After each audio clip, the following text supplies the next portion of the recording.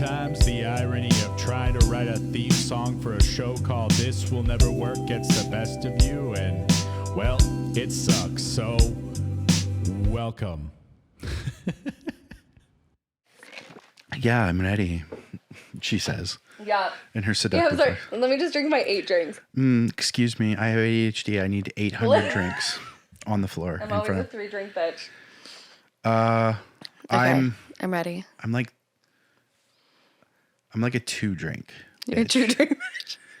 Because the other day, I'll do the intro after I tell this.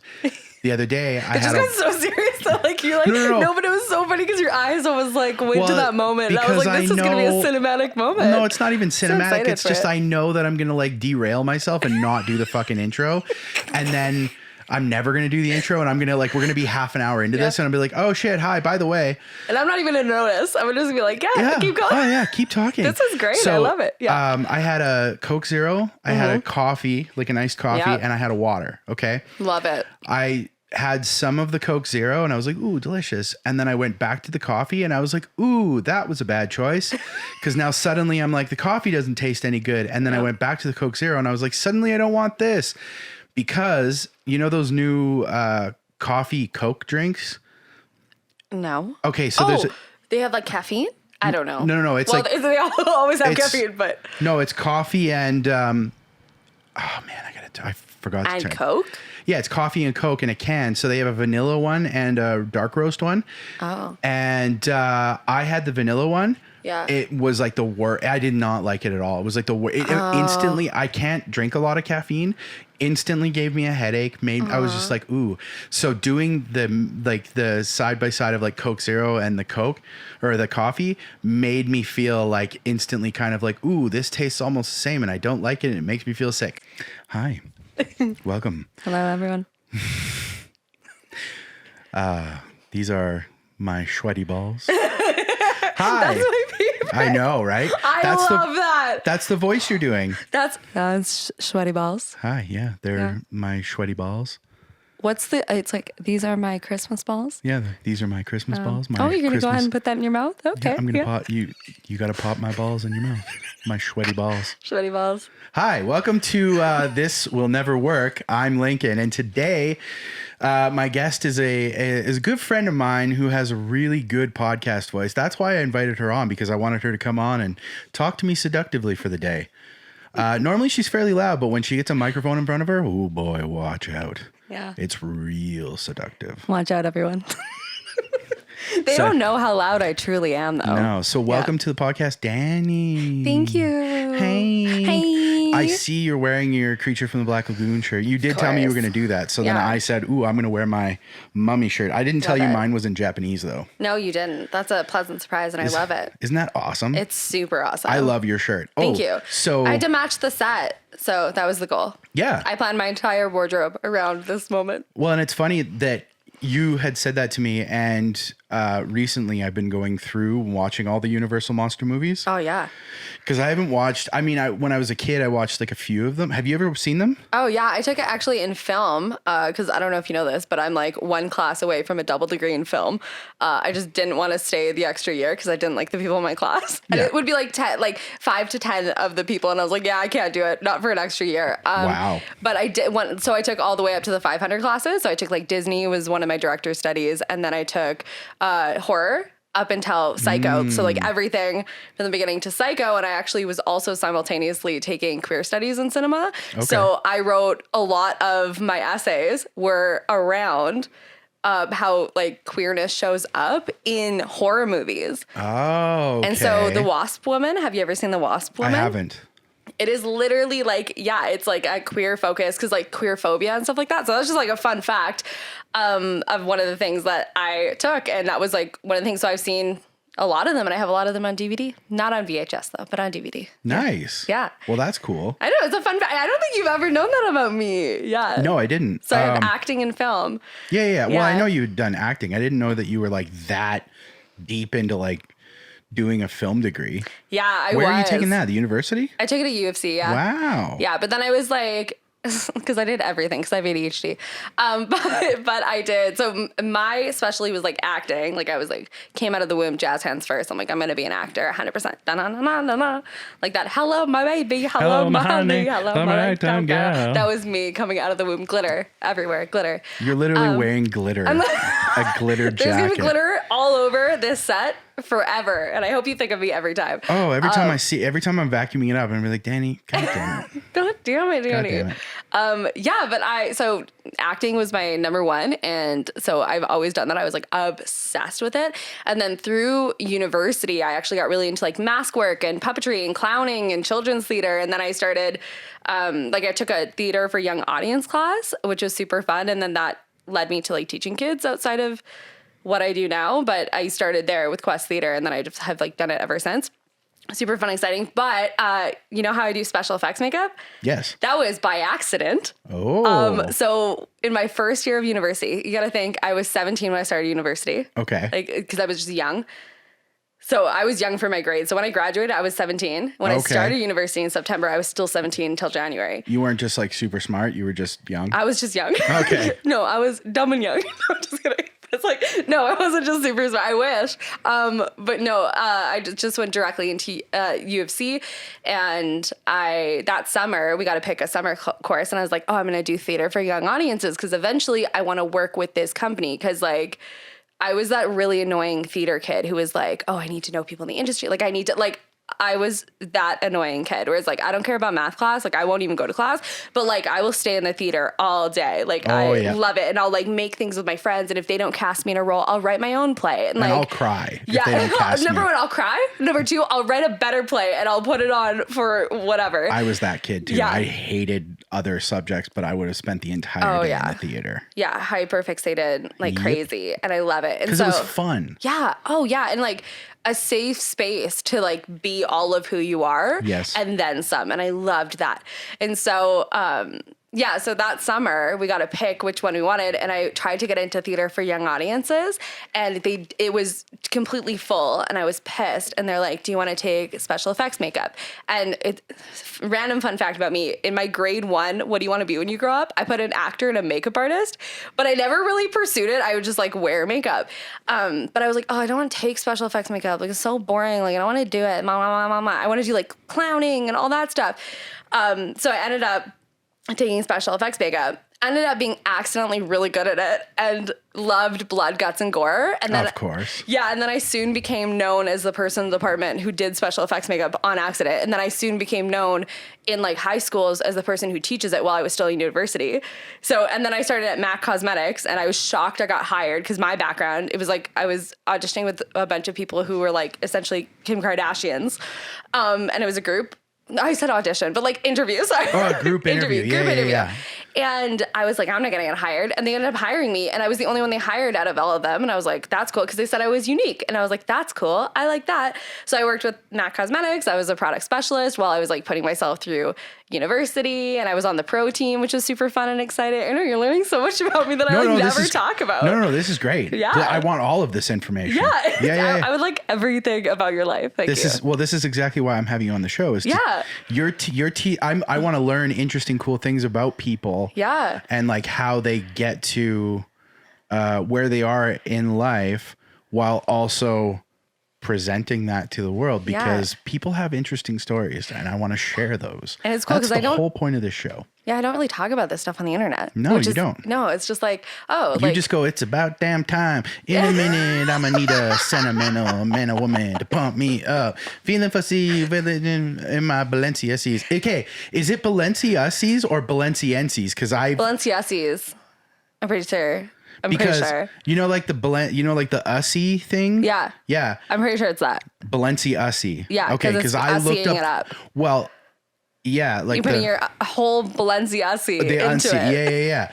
No, and I get that, but it was like I had to look up the lyrics because I was like, I have no idea what she's saying in that one line, and the lyrics that I looked up said Balenciennes, like she was saying the NC and Balenci twice. And I was like, I don't know. And then Krista was like, oh, I thought it was Balenci Ussie. And I was like, that makes way more sense. Yeah, no, she's putting her whole Balenciaga into that song. Sorry, not to derail you. You go back to what you were working on. I love it.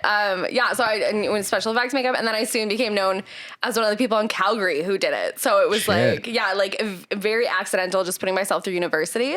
And then in my internship, I worked with kids and stuff like that while I simultaneously worked at Mac, and I simultaneously did stuff on film. Like film and theater and stuff like that, and like a lot of like going from working in the office or whatever as a nonprofit technically for theater, and then driving across the city to work at Mac at the mall, and then driving on weekends and holidays for like shows that were like in Airdrie, or I need you here, or can you teach during the day over here, or can you like do teaching at the Jubilee, can you do that, like all that. I was just like going around, and I was just starting to build my business. It was like 2016. Oh, so we didn't even know each other at that point. No. Wow. That sounds exhausting. I don't even know how I did it. I don't know. Like, because I teach for 1 week now, and I'm like, because I'll still teach kids. I love it. And yeah, it's like super fun and exciting. Now I'm a leader. So it's like just super fun. It's something that I do. I don't talk a lot about it, but it's like something I'll show a little bit glimpses of. But I'm exhausted. Like 1 week, even I get home after a day of teaching kids, and I'm just like in a coma. Like I can't even, I just want carbs. And so I'm like, how did I do this and like 4 other jobs and like start to build my business? Like, because I remember on my lunch hour, it was very Gary V of me, but on my lunch hour, I would have like sticky notes. I'd be in the back, kind of where the storage stuff was, and I'd be like sitting on the couches, being like surrounded by props and stuff, and like on sticky notes being like, okay, cool, like this is my branding thing, this is my strategy, and this, and that was my lunch hour. So I'm like, I don't even know. I don't know how I did it. I don't know how you do it either. I know. I'm a little energizer bunny. You are. And it's ridiculous because like I see a lot of like what I want to do in what you do. And I'm like, I don't know how you do it because I'm so much nicer to myself now. Just so you know, I don't do that anymore. I'm a lot nicer to myself. No, that's good. Yeah, because I don't burn out as easily. No, that's good because that to me sounds like it does breed burnout. And like, oh yeah, there's definitely been points in my life where I'm like and that's what, like I just took the last 2 months off, like February and March, and not really like took them off because obviously I was working on this space, but I kind of stepped away from doing like a lot of content stuff and because I needed to find my identity with it again and like figure out what I wanted to do and like how I wanted to do it. You know what I mean? Yeah. Because I don't know. It just felt like I needed a brain break because I did feel burnt out, and I didn't realize it at the time because part of me was still feeling guilty about like, oh, well, I got to continue trying to build this so that, you know, I can afford to eat and, you know, like, yeah. And I think what I realized after the first like 3 weeks, I was like, no, I need to take a break for a while I was like, I'll get back to it. And it was kind of funny because Krista was kind of getting upset at a certain point where she was like, well, I feel like you say you want to do all these things, but I'm not actually seeing you do them. And I'm like, yeah, like I'm going to do them and like, I will get to it. But the thing is I had to be ready to get back to doing it. Otherwise it was just going to be like, I'm just carrying on the burnout. Mm-hmm. So no, that's good that you're a lot nicer to yourself in that regard. Cause oh my God, there's too many people out there that are just absolutely running themselves into the ground, trying to do stuff and like really burning themselves out. And then that causes so many more problems. Yeah. And I go through cycles now. Like the past couple of weeks, I was almost in a cycle where I was like, I'm holding on by a thread, and I could tell because it's just like so emotional and irritable. Like I'm an emotional person, but I'm like irritable, emotionally like exhausted, and just feeling like I'm looking at all the problems all the time. And that's how I know. That's like my number one of like, okay, so stop. So one of the things that I do, which is really fun and exciting now, is I give myself a little energy menu. It's something that I talk a lot with my clients, and it might be really like, feel free to steal it, because what I realized is the way that I used to do things is all content all the time. Because the other thing, I was also an actor. So it's like, I was doing all those things, but if I got called in for an audition, it's like, I don't care how late I'm staying up. I'm going to do it. I don't care where my emotions are at. I don't care where my energy's at. Like, I just need to get the gig. And that was that gig mentality. I think that's why I ran myself into the ground with a million things, is the gig mentality that I like grew up with, being in theater since I was 8 years old, and being like, if you can get a job, do it. Like, if you can get a gig, do it. Yeah, because you don't know if the next gig's not going to be there. Yeah. That feast and famine. You never know when the next job's coming. You never know. Yeah. And so like for me now, I have to think of, okay, here's everything that needs to get done, period.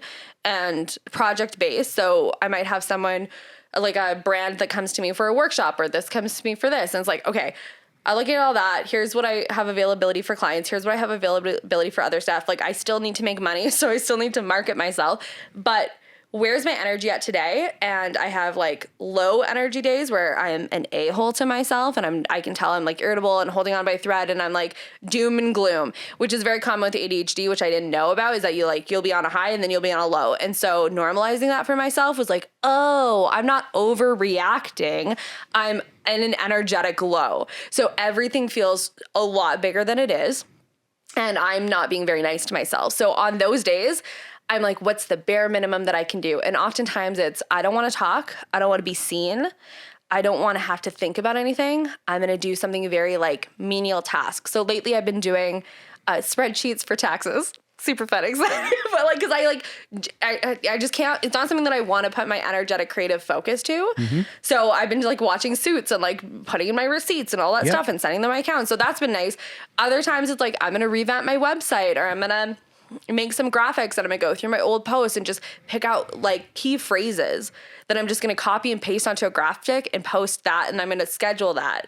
Yep. So I don't even need to, like, those little things. When I'm in a high, it's like content, like video content. I'm gonna dance on TikTok. I'm gonna do all these things. I'm gonna ask people for collabs. I'm gonna like do whatever, because I just love humans, and that's like an energetic high for me, is being around people who are creative and who do amazing things. And like, I love that.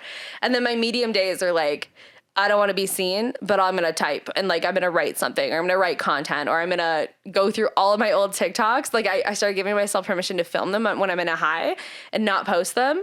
And then when I'm in a medium energy, I'll go and I'll fill them in with content, and then I'll post them. Got you. So it's kind of working with my energy and stuff like that. But I used to be, like not very nice to myself. I'm a lot nicer now. One of the cool things about still teaching though, is that it gives me an out of my industry experience. So I'm no longer in the ecosystem of my industry. And there was the same thing with acting. Like, I felt near the end of, because I've been, since literally we've known each other. So right before the pandemic, I kind of stepped away from the acting industry, because I was just like, oh, like I just always feel insecure, and like I'm not doing enough, and like that no one's going to hire me because blah, blah, blah, blah. And here's all these stories that I've been told since I was like 8 years old about my body, about how I talk, about everything, and why I'm just like not an ingenue. Like I'm never going to be a main character role. I'm always going to be a supporting role. It's something that I've been told since I was literally 8 years old.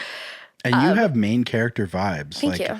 Constantly. Thank you. You're welcome. Thanks so much. But every single, it's like, you're not really going to be like, you're not an ingenue, mainly because I'm not a size 0, but it's like, you're not going to be an ingenue. You're going to be like a supporting role or whatever, like the quirky, funny friend or whatever, right? Mm-hmm. So I just felt so insecure at the end. When I stepped away from it and got out of my industry and started just like doing other things, I recognized what parts of me were actually like an asset to those rooms. Right. Like to be like, oh, okay, cool. Like, I'm not walking in there anymore being like, gosh, I hope they like my eyebrows. I hope they like what color my eyes are. Like, I'm not looking like that. I'm like, this is how I'm going to portray this role. And if they don't like it, that's okay. That doesn't mean anything about me. And teaching almost gives me that in my industry of like content creation and stuff like that, because I'm working with kids who are tiny geniuses. And everything that they say, I'm like, oh, you're so cool. And I'm helping them share their stories and their voice. And it's cool because I get to see what I do with people in like a very tiny perspective, in a human with a lot of feelings. It's so cool. Yeah, it's a mirror. Like you. Yeah. I get that. That is really cool. Yeah, it's sweet. Like I had I had like a grade 2 or grade 3 class a couple months ago.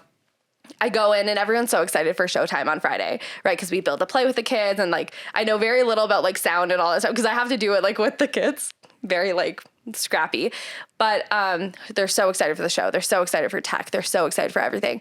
And then one of the kids was like, all of a sudden, like, Dani, I have stage fright.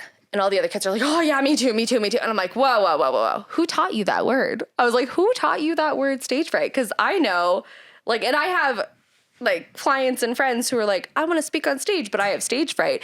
And I had stage fright for my whole life. I have stage fright. Yeah, I used to have panic attacks before I went on stage all the time. And it was dependent on who was in the audience, which was interesting for me. Like if I had my family or people who were critical about me or like of me in the audience, I would have severe panic attacks. I would like black out on stage. Like I'd still do it, but I like wouldn't remember anything that happened on stage. Jesus Christ. I know. Yeah. And I'm like, hi, I'm getting a theater degree and I'm an actor, blah, blah, blah. But like, that was my reality. And you're like stepping off stage going, what the fuck just happened? Yeah. I'd get notes and I'd be like, I don't know what I did. Yeah. Thank you for the notes, but like, I don't know what I just did. Yeah. It was okay, like, let's go know. again.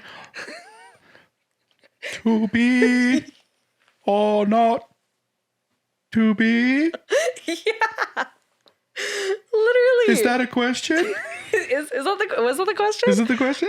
Yeah, one of my professors actually called me on that because she's like, can you, like, Dani, next time, can you make sure you just, like, maybe don't, like, stand on that side of the table? And I was like, and she's like, do you know where the table is on stage? And I was like, I didn't even notice there was a table on stage. I'm like, I'm 100% honest. I don't even know what just happened up there. But yeah, it's part of stage fright. But it was interesting. Has that gotten better? Oh, yeah. Oh, good. And you know what changed things? Like, I still get, like, I'm anxious no matter what I do. It's like, I'm anxious. I feel like I'm going to throw up, like, going on stage, whatever. That's a natural. Like, natural. Yeah, 100% normal. Yeah. Now it's less panic attacks, but also I'm no longer doing it for the approval of the people in the audience. And that was the difference. It was like, please validate me. Please tell me I'm good enough. Every audition room, please tell me I'm good enough. Please give me the role. Please prove everything that I've heard wrong. Right. And it's not like that anymore because I've done enough work to be like, I know what makes me an asset to that room. And if they don't want it, that doesn't mean anything about me. That's their artistic vision that I just don't meet. But I'm still awesome. Like, I'm still good. Like, I'm good with me. At the end of the day, I like myself. At the end of the day, I know my skill sets. I know what I need to work on. Like, I'm good. And it's been like a whole new world and very exciting. But it's interesting going back to the like those little kids. I was like, who taught you that? And they're like, I don't know. Me. And I'm like, okay, like what does that mean for you? And all of them were like, I don't know. Like I don't. And wait, no, go back to the kid voice. I don't know. What does that mean for you? I don't know. Yeah, but it was like really interesting to be like, okay, cool. So an adult probably were like, oh, don't you have stage fright? And that kid is like, oh yeah. That sounds like something I should have. I should be terrified of going on stage. Yeah. But why? And it's so interesting. So then I normally talk about them like, it's normal to feel butterflies in your belly. And like when kids go on stage, I'm always like, okay, everyone put your hand on your belly. Because I say bellies to the audience, no bums to the mums is what I always say. Yeah, don't put your back to the audience. Yeah, don't put your back. But I say no bums because then they're like, bums. You said bum. Yeah, and I always say put your thumb in your belly button, face that towards the audience. And then I say feel all those like butterflies in your belly. And then I say, take them out of your, this is like me teaching kids. I'm like, take them out of your belly. Can you see the butterflies? They're like, yeah. I'm like, now change them into glitter. Like, that's a huge ball of glitter. And then I'm like, you're going to take that ball of glitter, you're going to swallow it up. And they go, and then I'm like, I'm going to see it through your eyeballs. And they're like, it's like the cutest thing. But anyways, that's how we deal with like butterflies on the belly before we go on stage. How old are these kids? I teach anywhere from kindergarten. Okay. Or like brand new 6-year-olds in the summer, but kinders all the way up to like junior high kids. Wow. Yeah. See, and sometimes high school kids with special effects makeup, but I don't do that as much anymore. Fair enough. I would have adored you as a drama teacher when I was a kid. Thanks. I have no ego in it, which has been like so fun because even before when I was teaching, when I first started teaching, it was the same thing. It was like, I need someone else to validate me. I need someone, but now it's like, I don't care. Like we go in and I'm like, are you having fun? Awesome. And I always tell my crew, like, cause you go with like a team of artists. So if like someone's doing my tech, one of my friends always like, we laugh about it because on the top of my tech script, it'll say like special effects, like, or like the sound or whatever will be like sound when they go to center stage, this plays for whatever. It kind of looks like they're going to do a pose. And it's like, okay. And then it's like for lighting, it's like, follow your heart, like do whatever you want. Like, I don't care. They're like, well, what do you want me to do? And I'm like, I don't know. They go to a forest at some point. I'm like, I don't care. As long as they're having fun. Green. Yeah. I was like, I don't care. If you want to, I was like, if you don't, lights up, lights, I don't care. Cause there's no ego in it anymore to be like spotlight. Yeah, I'm like, Great. sure. If you feel like it, why not? Because I'm just like, I just care if they're having fun and if they feel like they're heard and they're seen and they're happy, and like that's all I care about. But also, Duval Lang, who is a very cool, interesting name that you might have heard of. He used to be Duval Lang. Duval Lang, Duve. Yeah, he's been in movies, film, and stuff like that. He was my professor in theater for young audiences, and he used to be the artistic director of Quest Theater. Okay. He has my favorite quote, which you might have to bleep out if you're putting this on YouTube, but at the end of the day, it's just fucking kids theater. That's what he says. He's always like, it's just fucking children's theater. So I think about that all the time. Like, anytime I do anything, I'm like, it's just a fucking podcast, or like it's just freaking children's theater. Like, You can swear. I don't care. Oh, good. Okay. Yeah, fuck it. I Well, if don't you care. want to monetize it, I don't know. I don't know what You the can rules swear. are. I don't give a shit. I don't know what the YouTube rules are. Yeah, But- no, I'll put. Yeah, fuck YouTube. Great. No, Yeah, not fuck YouTube. No, just kidding. We love you. Daddy hi, YouTube. our We overlords. Google, our overlords. Yeah. No. I put swearing on YouTube. Okay, I don't sweet, care. yeah. But yeah, it's just like is- that. At the end of the day, it's like that's all it is. And you know what? That is a good mantra for, like Life? you said, anything. Yeah, like you live Yeah. your life by that, where it's just like, yeah, it's just a fucking podcast. Yeah. And like, yeah, like, oh my God. And it's so funny because it's so funny you say that, because like Krista watched the last episode I put out, and there was like a little thing in there that I had said when we were recording it. I was like, oh, I'm going to cut this out or whatever. And it was just like this little thing where I think the sound was off, or I wasn't happy with something or whatever. And I was like, I'm going to cut it out. And then I was like doing the edit, and I was like, it kind of winds up being like a little bit funny. So I left Yeah. it in. And then she messaged me to be like, Dardu, that's her pet nickname for me. What is it again? Dardu. That's cute. And she's Marmu. So it's like mommy and daddy for the dogs. That's but cute. she was like, why didn't you cut that out? Like, why didn't you? And I was like, whatever. It's fine. She's like, put in the work, cut it out. If you're gonna, and like It's now different with creative process, right? I You're know, just and like whatever. And there's like a point where Sam got up to go pee, and like I did sit here like singing like a stupid little song, and I was like, I'm gonna leave that in there. I cut the little song out, but I like left in where she gets back in the chair, because she kind of sits down in the chair and we just immediately start talking again. Yeah. And I was like, I'm just leave it all in there, because it's like left real. in the song. I would have loved to hear that. I know it would have been funny, because Like I was with like, the close-ups, like a slow motion zoom. of me just like staring into the camera, just like Yeah. dee doo. Be-doo, be-doo, be-doo, ba-ba-doo, ba-dee-doo. Be-doo, be-doo, be-doo. Time to be turning around. Dead men tell no tale. I don't know. That reminds me of my Davy Jones Well, I don't know why I impression. went Disneyland with it, I don't know. but I loved it. Everybody. Do you remember been when to- I was trying to learn the Davy Jones impression? you were? Yeah. No. Do you remember that? Like before New Year's, I was trying so hard. Wait, oh yeah, 'cause Originally, it was like Davy Jones. It was awful, but then it's like, Baby Jones.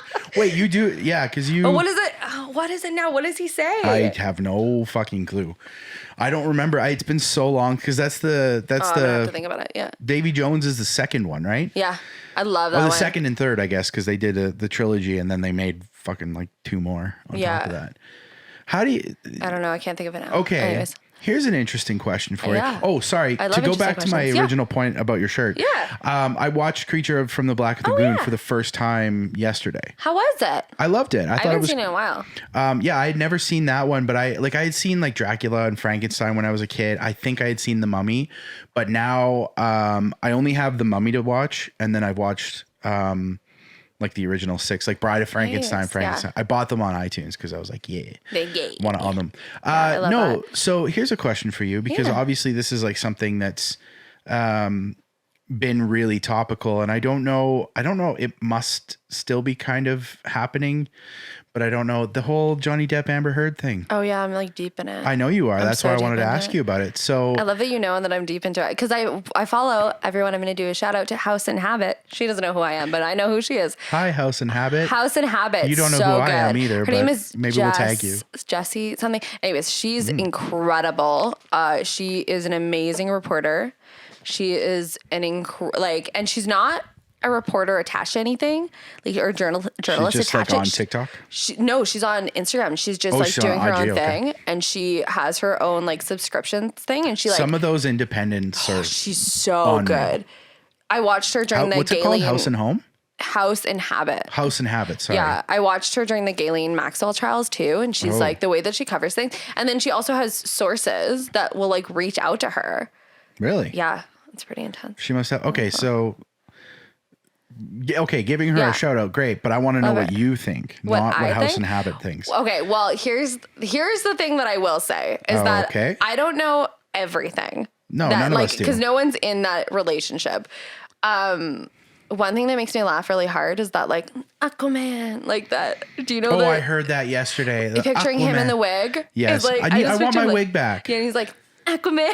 Like I don't know why the TikToks make me laugh so hard, but when it comes to like Kate, like there's two sides of me. There's a side of me that is like very interested in like human behavior and relationships and like unpacking that and looking at people's like everything and the whole situation. And then the other half of me is like, this is none of my goddamn business. It's like really none of our business. And it's such a personal, private, like exploitive thing. It's very exploitative. Yeah. And like there's part of me that's like that like brain want num num we were talking about of like yum, yum, yum, yum, yum, yum, of that like I guess like I don't know what's the word of that? What's the word am I thinking of? Like it's fantastical, like it's larger than life. Like the trial has become larger than life on every platform. Oh, it's one of the most highly publicized trials that has happened in a very long time. Yeah, and I really hope that the truth comes out. I think it is.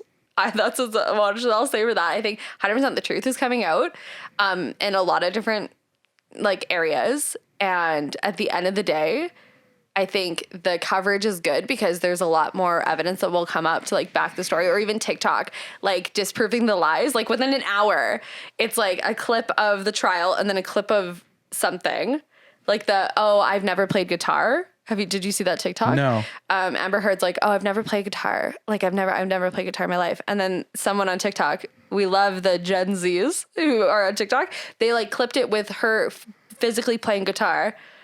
And like there's so many things that are coming out that are just that. So I think the truth will come out at the end of the day. And it makes me really sad that it's like so exploitative. But then again, I'm also a culprit of like brain want num num and like following it so extensively. I haven't followed it that extensively. I know that like I watched I'm like so deep in it. Yeah. Yeah. Like you're like so deep. Oh, I know. I follow it every day. Yeah, no, I can't do that. I didn't even like, that's why I asked, because I didn't even know it was still happening. I know that she's taken the stand. I don't think she's still on the stand anymore. It was a few days. Yeah, she took the stand last week, and then there's I think a week-long break, and then they're going to call witnesses. But then there's a lot of things like on the stand, like for example, her mentioning some of like Johnny Depp's exes, like by name. Then now the defense gets to like call on those people as witnesses. Like she's put herself in a really hard position that winning this, it looks like it's not going to happen. Because there's things that she has been saying on the stand that it's like, okay, you kind of shot yourself in the foot. Because now, like, and there's a clip of Johnny Depp's actual team being like, yes, like now we can call these people as witnesses because before they weren't allowed. And they can also question her exes or whatever. I don't know law stuff that well. That's why I'm like, I follow House and Habit and like. Are you more of like a bird law person? What does that mean? Do you not know that reference? No. You don't watch Suits? No, is it in Suits? Is it in Suits? No, it's Always Sunny in Philadelphia. Oh no, I haven't watched it that much. Yeah, well. No, but I identify more as like an Elle Woods. Like I don't know. Okay, I can see the Elle Woods thing. No, it's just like when you say you hope the truth comes out. Yeah. Are you saying like do you have an opinion about, because I have my own. I definitely don't think that they both were complicit in that relationship. I definitely don't think both of them are innocent. Yeah. By any stretch of the imagination. Johnny probably wasn't, at a certain point very nice to her, but she was definitely abusive to him. 100%, yeah. And so, I definitely feel like she's lying in terms of like, well, we know that she's lying because she's been caught in the lie, which is like, I never touched him, I like, never hit so him or many. whatever. And then Yeah. there's like recording of her yelling at him going, I never punched you, I hit you. There's a difference, Yeah. you know, trying to like state that there's like a difference or whatever. And it's just like, you know that a relationship is super, super shitty and toxic when they start recording each other. Yeah. Because they know that there's eventually going to be a court case involved. And that's literally why they were taking video. And, you know, like that photo of there, I don't know if we ever saw the photo, but there's like the photo of Johnny Depp where he's like asleep and there's ice cream. Like he was holding ice cream, and like her lawyer's like, so in this photo you're passed out. And he's like, well, I mean, I'm asleep. Yeah. You know, like you don't, like you're insinuating that I'm passed out, which is like, okay. Yeah. Like her lawyers are terrible, by the way. They're so bad. But anyway, and then he goes on to explain, well, yeah, she handed me the ice cream knowing that I was like really exhausted from working. What did he say? He was like, I had just finished like a 17-hour day and I was like falling asleep. And yeah, he might have had like a drink or two or whatever to like calm his nerves. But because like, you know, there's like, you've worked long hours like that before, and like, you know how fucking tired you are after a day like that. So yeah, maybe she knew that he was going to like fall asleep and be like passed out with his ice cream. Like she knew. Yeah. And like one of my favorite parts of the trial is honestly that he's just like so open with his addictions and stuff like that. And like, so is his friend. Like there's this one, like his friend that took the stand. He's like one of my favorite people. He's so funny, but he was like you got to ask or something like that. Like, oh, like, do you know if like Johnny Depp was doing drugs or whatever? And he's like, yeah, because I was doing it with him. Like whatever. Like he's just like, yep. Like there's like nothing to hide in that sense. And I like that. And when I say truth come out, I think it's like, have you ever been with someone who like you bring out the worst of each other? Like the worst. I think there can be someone in your life that when you're around that person, you don't like who you are in that situation. Yep. I can think of some people in my life that I'm like, yeah, anytime around this person, I'm not super emotionally intelligent, whether that's been like so much past hurt or like toxic dynamics or stuff. But like, I'm not the Danielle that you see right now or the Dani that you see in every other relationship. There's always going to be like that one person who brings out the worst of you. And I think it was that plus abuse, plus a lot of toxicity. And it's just the fact of like, the fact that someone lost literally everything over it and now is like being so publicized, and that a lot of the things were lies that were like talked about. And there's been like so much proof about it. So I just think, at the end of the day, I just like hope that, I don't know, like everything works out in terms of like the best ability, so they can like go their separate ways and But heal. Even then, it's not even just it's the damage. The damage that's been done isn't just to it's not just in between the two of them. It's also publicly where, okay, you now have a woman who has sued her ex-husband for basically being a wife beater, right? Like for abuse and all this stuff. And then you come to find out that, well, maybe that's not true. And that maybe she was, you know what I mean? That it's not even maybe, like, no, she was full on abusing him as well. Or maybe just her abusing him and him kind of putting up with it. Whatever the verdict winds up, because I'm not the court, but whatever the verdict winds up being on that. So now Amber Heard as a woman has damaged the credibility of women everywhere. Yeah. Because now there's women out there that are siding with her purely because she's a woman, right? And they're like angry about the people that are not siding with her, you know, because it's like, it's gotten really complicated. Like I saw a TikTok video where this woman was absolutely like, just like losing it and railing on the fact that like Johnny Depp is guilty.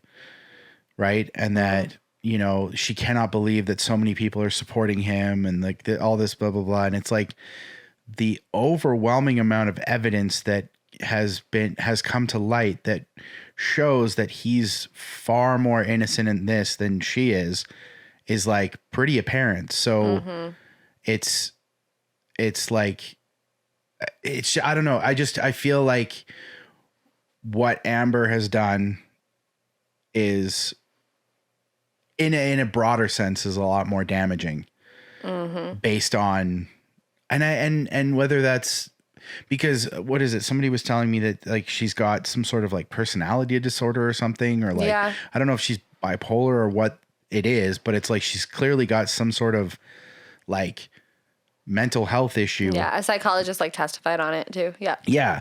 That's two, I guess, like did. Yeah. But the other one was was interesting. It was yeah.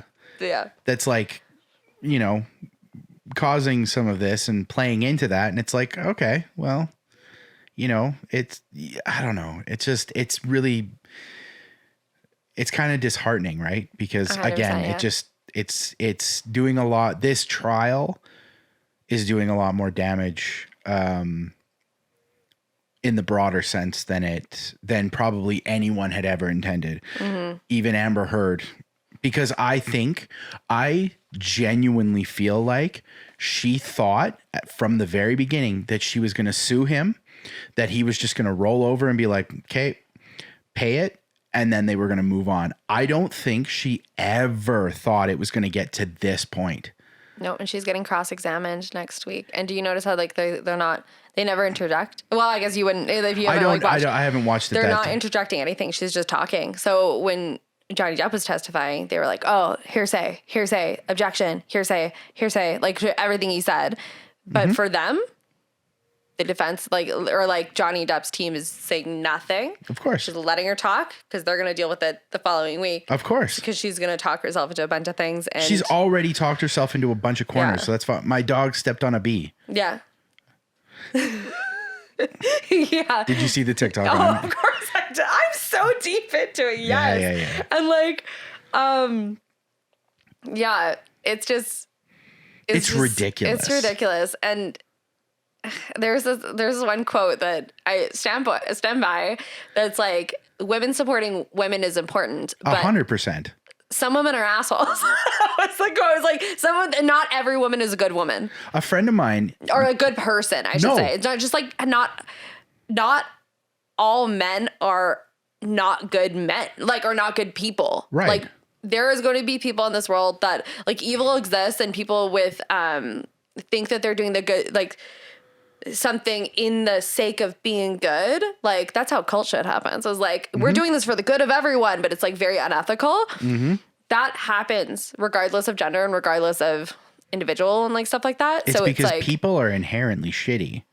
Oh, I totally disagree. Well, but see, I know, and that's fine. We can differ on that one. Yeah, because I think people are inherently good, and I'll say so people are inherently good is what my true belief is. Some people or all people? And I think all people are inherently good. Like, you're born good, and then circumstances and or your personality and or your value system is wonky. So it's like external sources corrupt. Okay. Totally. Like, that's what I firmly believe. And whether that's your upbringing, whether that's like your direct environment, whether that's societally, systemically, like people, when you're put into a position, it's like if you tell someone that they suck over and over again, they're going to start to believe it. If you tell people that their only option to protect themselves, their only option to feel safe in some sense is to like take it out on someone else, like that's going to be something they believe in. But having said that, some people, I do believe some people are just like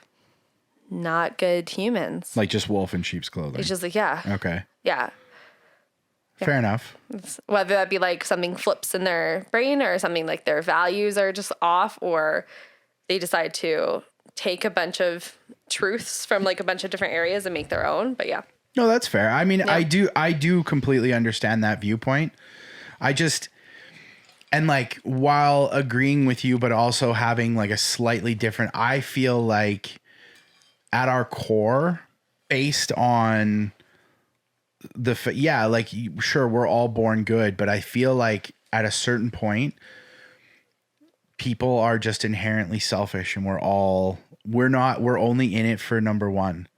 And that's a lot of what we get taught is like, you have to look out for number one in relationships, in business, in everything that we do. You hear that. You've probably heard that your whole life too, like where you're in certain things where you're like, well, you got to look out for number one, right? Like, what's interesting is, I don't know if this is my individual experience or my experience as a woman, but I've almost been told the opposite. And it could be it's because like, so the whole thing is like, you have to sacrifice everything for the men and or humans around you as like a wife one day, a mother. Like, I'm not a wife or a mother, but like as a wife, as a mother, to be a good like woman, girl, is to not be seen, not be heard. Which I'm like very scandalous in my upbringing. Like, I'm like the trouble child because I'm like, I'll say what I feel and stuff like that. And like the idea of me looking out for me and like, what do I want is very new to me. That's like 6 years in, not even 5 years. See, and that's a good point because I like in the case of me looking at you, I would never have that viewpoint where it's like, oh yeah, no, you should be doing, you should absolutely be looking out for, the what your, boyfriend, husband, family, whatever they want for you instead of what you want to do. Yeah. Right. Like I would never, but I don't know if that's just cause like I'm I don't know. I guess I have the male perspective of that where it's just like, yeah, look out for number one. Yeah. Which is but so you're right. hard. The female perspective of that is like, no, like you're brought up to be like, well, you're going to grow up, you're going to get married, you're going to have kids, you're going to keep the household. And even like someone who grew up with like an older brother, it was like, okay, well, we're like, at the end of the day, it's like, okay, if he's mean to you, like, what did you do? What did you say? Like, you know what I mean? Like that idea of like, no matter what, or like that females can save the male. Like, you know what I mean? It's like, well, you should probably help them, or like, you know what I mean? There's like that very much. And I think it's probably not unique to me because I've heard a lot of other people say that perspective and stuff like that. But yeah, I feel like I have that perspective too, where it's like, yeah, it wasn't. Yeah. And I self-sacrifice still, like to or this things day. were always my fault. Yeah, totally. Like, which also made, like, honestly, when I... Trauma bonding. Yeah. And like, even when I went for my ADHD diagnosis, the doctor was literally like, yeah, do you oftentimes feel like misunderstood and like everything's your fault? And I was like, that's... Yeah, I was literally like, I'm sorry. I also got asked the question. I brought my mom and I was like, Mom, you better answer truthfully to these things. But my mom literally told her, I was like, if you minimize anything, you're out. But he was like, do you oftentimes go for bad boys or people you feel like you need to fix? And I was like, that feels like a personal question. My mom was like, yes, she does. Yes, Your Honor. Yes, she does. And yes, I was like, Your Honor. Thanks, Mom. Thank you so much. Yes, answer honestly, Mom. God damn it. Yeah, but I was like, does that have anything to do with it? I was like, I feel like that's a relationship question. That's rude. Like a lot of what he was asking, I was like, this feels very personal. Excuse me. Yeah, like, excuse me. That's like rude to ask. But yes. I'm sorry. Are you hitting on me right now? And he's like popping his leather jacket collar, and he's just like, "You ever go for bad boys?" And you're like, "Yes." Have you seen Grease 2? I'm sorry. This is so personal. Right? There's made me like. Have you ever seen Grease 2? I want to see. OOL. We gotta go back to school again. That's the only Grease 2 song I know. Totally. See, I blame Michelle Pfeiffer for me liking Bad Boys. Thank you so much for Grease 2. Thanks, Michelle Pfeiffer. Thanks, Michelle Pfeiffer. But yeah. Going back to that self-sacrificing thing anyways. Yes, the self-sacrificing thing. Through line, through and through for my life. Still, and I have to struggle with it daily because even there'll be moments where I've had like partners or past partners or friends or whatever who will come to me and be like, hey, I'm having a really hard time. And no matter what I'm going through, I'm like, okay, I can put that to the side and like, what do you need? And it's like, not a good thing. Nope. I'm better at it now. And like, I'm better at like learning my energy and what's my capacity and like implementing those things. But there's still that underlying feeling of like, how can I help? How can I support? How can I take it? Yeah, which is so, you're like selfish. I'm like, well, I am selfless to a fault. And it's like literally to a fault. I have to remind myself to be like, what are you thinking? What are you feeling? How do you feel right now? You should say that to this person. And another one of the parts of that is if I see someone struggling and I feel like I can't help or support them, like I feel like I'm failing. Yeah, you feel guilty. I feel so guilty. And it's like you can't help someone who doesn't want to help themselves. And like that's one of my biggest things is like just always wanting to help. It's so funny that you say all of that because I know exactly what you're talking about. I know exactly what, like you're inherently at your core, you're a people pleaser. Oh, 100%. And that is a trauma response because you don't want to disappoint people. It's the fawn response. Still to this day, it's all the time. I will have, and it'll be something as simple as like a friend messaging me last minute to be like, hey, come hang out or come do, I have such a hard time with saying no. And then if I have to say no, I'm over explaining why I have to say no. I over explain it because I'm like, I don't want them to be upset with me because I have to say no, even though it doesn't fucking matter. I'm an adult. If I don't like, if it was as simple as like, I don't have the energy. Like I don't, somebody's like, hey, like come out, watch a hockey game or come out, like let's go to there's like this place in Airdrie that has like a bunch of like video game stuff and like, or we can go play pool or whatever, like just something simple. Or it's like, hey, like come out for dinner or whatever it is. Like or like come over to my house and hang out. Like if I don't have the energy and it's like, oh, I have to say no. And I feel guilt about that where I'm like, Kate, and it's not even like, oh, I have to make up some reason why I don't want to go out. It's just like, I have to like and sometimes there's like legitimate reasons why I'm like, oh no, I'm like not at the house or I'm out or whatever. There's still guilt in that where it's like, oh, I'm busy and I can't be there to accommodate the fact that like they want to do something or whatever. And there's, oh my God, I fucking hate that so much. I hate it. That is such a toxic trait. And it winds up making me feel,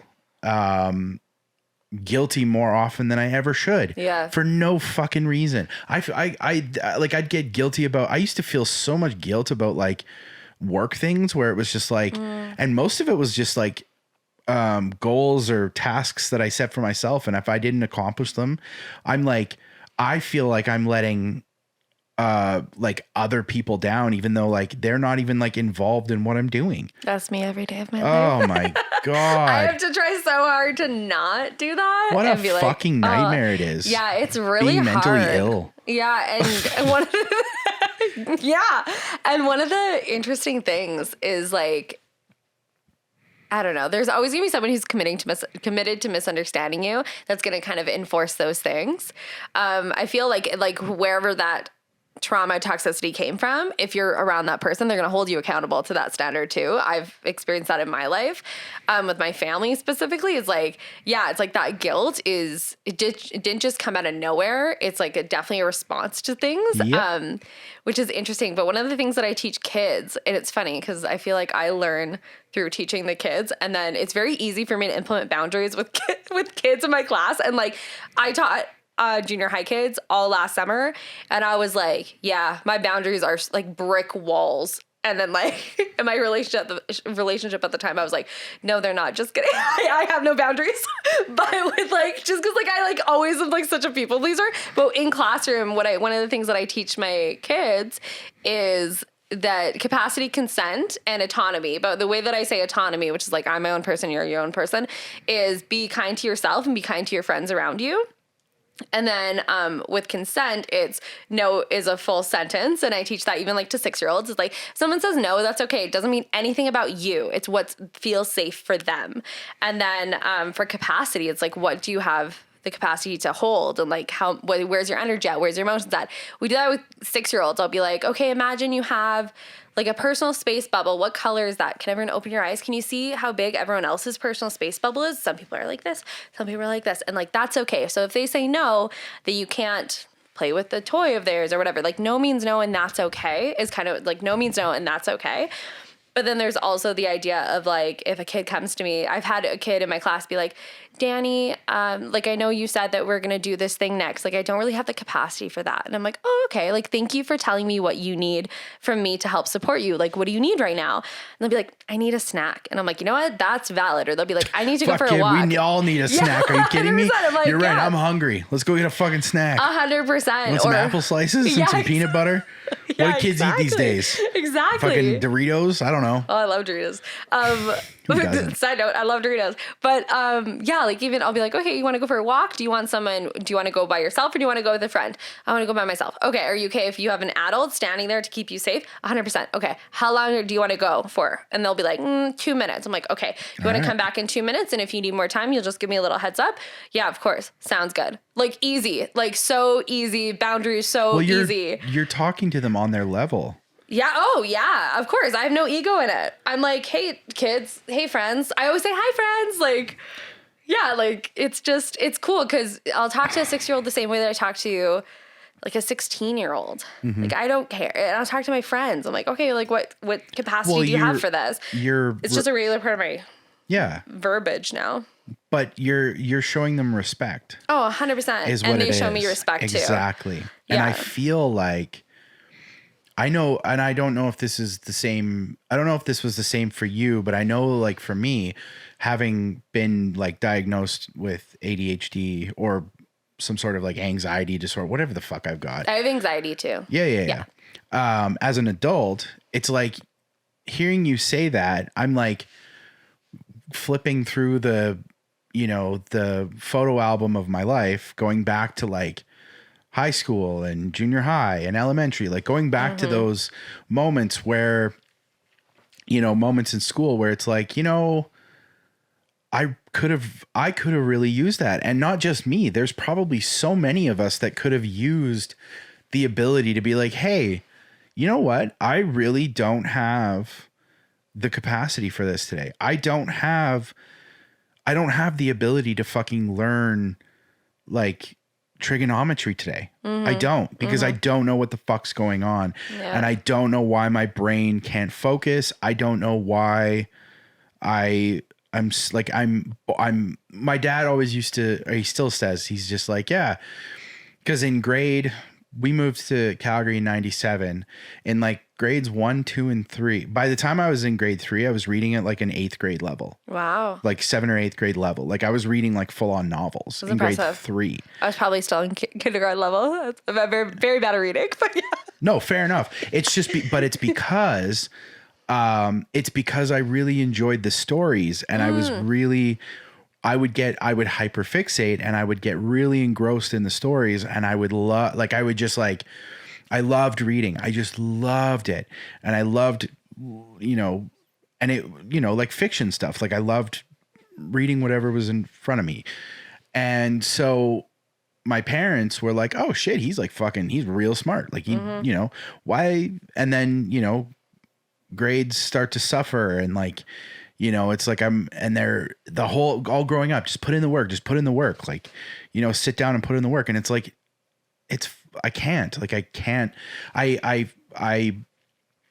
I physically couldn't. And so my dad always looked at it like, well, you just got bored. You got bored with it. So your grades suffered, and not that I barely made it through high school, but like, it was difficult. I barely made it through high school. Yeah, I mean, I barely made it through high school. Like, I got 100 credits, but like, even then, I don't know if I did. Like, well, I think I did. No, I got a diploma. Like, I did graduate, but it's like, and I went to SAIT. I got into the German, because they say like after high school, if you don't go to college or university right away, you'll never go. Yeah. Were you told that too? Yeah, totally. I was 17. I took a year off. Yeah, I wanted a year off so bad. You should have. My mom was like, no, but I was also 17. You gotta think I was still a minor. Fair. Yeah, my mom, I was like, can I go to, this is me at 17. You wanna know how annoying I was? Can I go to Spain? Yeah, I was like, I wanna go to National Theater School. I wanna audition for National Theater School. No, my mom's like, no. My name is Dani, and I'm represented by this company, and I'm this tall, and my hair is red. My hair was literally red at that time. It was red. I had bangs. I guessed. Yeah, 100%. Fun fact about that: I auditioned for a show, and I ended up getting a call back. And I hadn't heard from them for a while. So I had red hair. My agent calls me because I didn't hear back for so long. And I took another job. I was in a touring children's theater you company. Dyed your hair after the audition. Oh, wait for it. Yeah. Boy. Because I didn't hear anything back. Yeah. And then I took a job with Wagon Stage, which is like a touring children's theater company. I was like clowning for the International Children's Festival. I was like doing stuff. So I was like, whatever. Like I'm out of commission for the summer. Like I might as well try to go blonde. Okay, red hair to blonde, 6 rounds of bleach. My aunt is amazing. She's the one who does my hair, but she was amazing. And then the day after we did the last final round of bleach for a little bit, I get a call from my agent. She goes, "Hey, Dani, you got a call back for insert well-known show here. They love your red hair." Fuck. Yeah, so I gotta be like, I'm sorry. So my hair is blonde. Number 1, I'm booked until September. Number 2, because I didn't hear anything, so I'm like booked solid till September. Number 2, I'm blonde. So like, whoopsies, sorry. And they wanted to start filming right away, and she's like, "Could you dye it back?" Can you tell me? I'll cut it out. Oh, so this was recent too. It was 2016. Probably 2015. No, it wasn't that long ago. It was right after university. Gotta make a edit mark so I can cut. Well, whatever, you can say. Who cares? Yeah, because then it's like I don't want like the agent to feel bad like watching them. Anyways, because we're still friends. That's our edit mark. Yeah, I love it. I'll bleep it out. Whatever. Yeah, thanks. Yeah, but anyways, it's just like a fun thing. That sucks. I had one where they called and I had just shaved. Oh no. And they were like, you know what? They were like, they really like your look with the beard. And I was like, I don't have the beard. And she's like, what do you mean? I was like, I just shaved. Like I had to shave for work or something. Yeah. It's like I was doing other things. And I was like, great. And they're like, yeah, they're like, they want the beard. So like, it's not even any point in seeing you. And I was like, great. So funny. I used to get in trouble for all my tattoos too. But my thing was, I was like, that's fine. I'll come to early on set and I'll cover them myself. I was like, I'm a makeup artist. If I can cover them myself, like it doesn't matter. I have one on my back. Like my very first one that I got is Marilyn Monroe. And it's like the signature or whatever in the lips from. And so that was my first one I got when I was 18. I got reamed out by a costume designer. She was so mad because I was in a show and she's like, I don't know how I'm gonna cover this. And I was like, well, just put a back on it. And she's like, no, can't do that. I just can't believe actors getting tattooed. And then I was like, I will actually cover it every single day. I was like, if you're really upset, me a people pleaser, if you're really upset about it, like I will cover it every day. Do whatever you want. I'll cover every day. She's like, how are you going to cover your own back? And I was like, I'll figure it out. What did we do every day before the show? I had to talk through to one of the girls who were doing backstage, like running backstage. I can't remember what she was. She a showrunner? I don't know. Anyways, I had to literally, with a mirror, talk her through how to cover my back tattoo every day. Every single day. So I was like, okay, first you're going to use this. And no, you're going to go a little over to the thing. You're going to use this to blend. And you're going to do this. And then can you do this? You got to powder it. And guess what? They had ended up putting a snake on my, like, because I was wearing like a bra type thing. They ended up putting a snake across my back so you couldn't even see it. And under stage lights, you definitely couldn't see it. And I was like, okay, cool. Like every day it would take me like an hour because I was teaching someone else, right? Like I couldn't, like these was like, okay, I'll just like do it myself, do some color correction, whatever. Shave my arms for a week, like whatever, to make sure it's like really. I was like, okay, no big deal. But it was like the one back. I'm like, okay. Sounds good. Like, I'll just do it myself. Like, yeah. Fuck. But it's wild. Anyways, yeah. Acting is a wild ride. I want to go back to it maybe one day. Like, I really miss it and I love it. But part of me, there's still that part of me that's like, I don't want to change every single part of who I am to walk into an audition room to be like, please give me the job.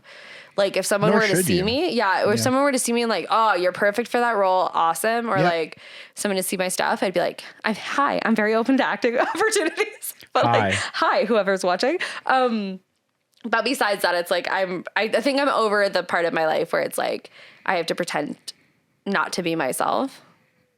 Yeah. That's fair. Yeah. That's fair. I love how we both have ADHD and we've just like derailed. 100%. I was talking about school and. Oh yeah, we were talking about school. Yeah, I barely got through school too. Yeah, 100%. I got like a 90. If I didn't get a 98 in acting, I would cry in my car. Like if I didn't got anything below an A-, Yep. tears, sobbing, absolutely like just awful. If I got like a 51 in math, I'd be like, nice, sick. Yep. I passed. Yeah. 100%. Oh, yeah. Yeah. And to that point, so when I moved to Crossfield to start, like when we moved to Crossfield in 2004. Mm-hmm. So I started at high school in Crossfield and grade 10. So I did 10, 11, 12 there. And in grade 10, I was like, the new kid, and that was super cool. And like, I made a whole bunch of friends or whatever. And then, so going into grade 11, the school had kind of, they needed to find like another elective or something. And essentially I had been talking to one of the teachers at one point, and they essentially built like a media arts program. Oh, sweet. Purely because that was something that I wanted to do. They like bought like cameras, they bought a green screen, they bought like, Cool. they could, but it was also like a budgetary thing where they were like, we need another elective, we have a budget to spend, so like let's, maybe this is something that we can put the kids into. And it's like, but like really it was like they did that because that was something I wanted to do.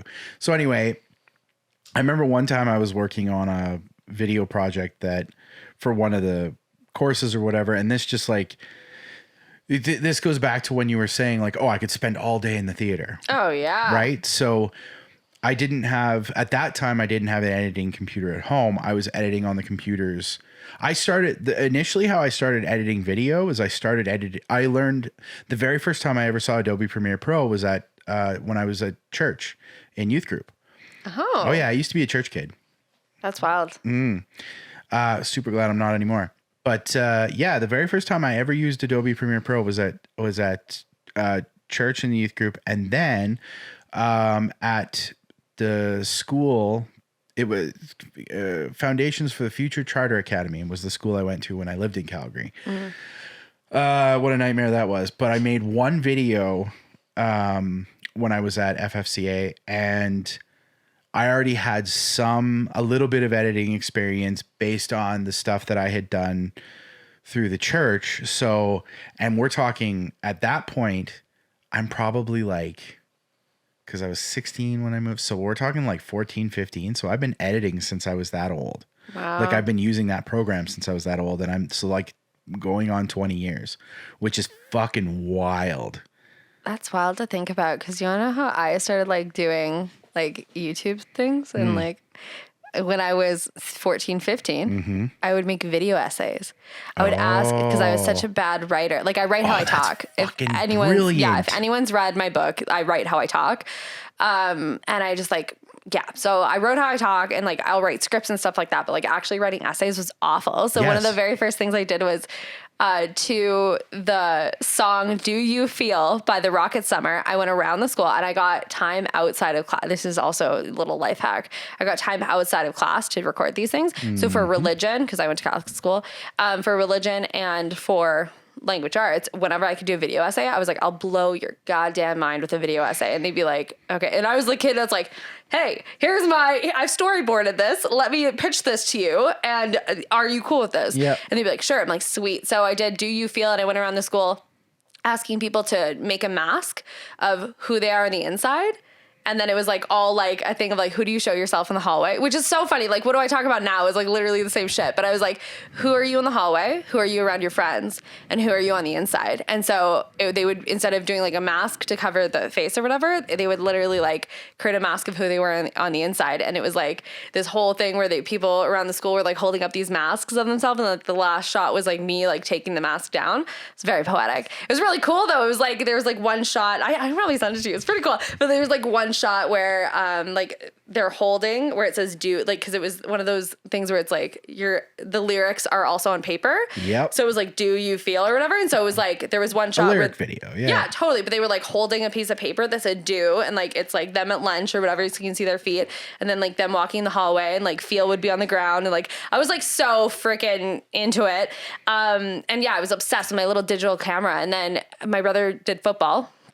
for his whole life. So when I was at the football field, I was like, hey, do you guys want to make a video? Do you guys want to make a YouTube video? Like with all the sisters and like the siblings. So I do that like constantly. And like when it came to high school, when I did video essays all the time, but then I took computer technology because it was an elective. Yep. That I was like, I ain't gonna A in this. Like I did no whatever. Like every other course I am this close to failing, like social studies, science, everything. Took like science 20, 30, 40, didn't even take bio, nothing. I was like, okay, well, this is going to bring up my average. And I was just like, can I do video essays can I edit the videos that I took for these classes? Can I use the computer technology class to edit those videos? Brilliant. And they were like, yeah. And I was like, cool. Fuck, you and I would have been besties. I was gonna say you and I like because we had a very similar high school mentality experience, but I wish I had done the video essay thing. I think I would have aced school. I was like that kid too in classes. I still I passed, right? But I didn't get a great like average or whatever. And I did the same thing with university. I actually, because I didn't end up taking a double degree, a lot of my film classes ended up being like my electives. So I graduated with like a 3.6 GPA or 3.4 or something like that. So it was just awesome. That's so good. I have a theater degree, but like it was awesome. But it's because I like scammed the system and taking like that and like queer studies, the film courses, which would technically be a communications class and not a film class. And like, right. My you degree, gamed it. I gamed it. And I loved it. Like I loved my degree, and I loved everyone who I interacted with and stuff like that with that. But yeah, it was just like, I was like hacking the system, and I was that kid who would talk in class and then be like, that's it, you're sitting beside me. And I'm like, joke's on you, teach. We're going to be besties too. And like, so I was friends with all my teachers, and like, I was a good kid. I just like didn't want to go to certain classes. So like they knew that if they couldn't find me, I'd be in the theater. They knew that if I wasn't coming to class, that I'd come the next day with a Tim Hortons coffee, be like, I didn't come to class because I just couldn't. Yep. And another thing, we're talking about, different circumstances for kids and like capacity. I saw this meme the other day that was like, made me like tear up, but it's like, oh, do you ever look at yourself and you're like, oh, I was the adult that I needed back then. Like I am the teacher that I like needed back then. That's what I feel like I am, because one of the things that I also talk about with other people who facilitate things and like teachers and like through my leadership programs is we talk about nuance, which is like, you don't know everyone's lived experience. And so if a kid comes late to class, or if a person shows up late to a workshop or something like that, I never am like, you're late, blah, blah, blah. I'm like, okay, I have no idea what just happened. So, hey, I'm happy you're here. Oh, they show up an hour late. Hey, come join us. I'm so happy you're here. Here's the spark notes of what we're doing. We're going to move forward. You take all the time you need to get cozy. Because I know I was also that kid who was going through a lot of family stuff and like home stuff that would come into class and like try so hard to be on time. But if I was 2 minutes late and if I were to get reamed out in front of everyone, like I would sob. And like I had this one professor who in university, because there was a time in university, like my family lost everything.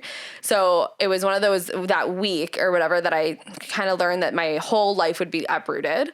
And so I was like, okay, so I did not want to go to my movement class at all, like acting wise, because you would have to do movement, voice, and then regular acting.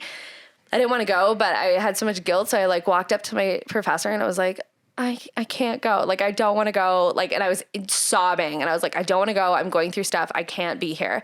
And she was like, you're going to get your yoga mat and you're going to meet me in class. And I was like, so mad. And I was like, that, right?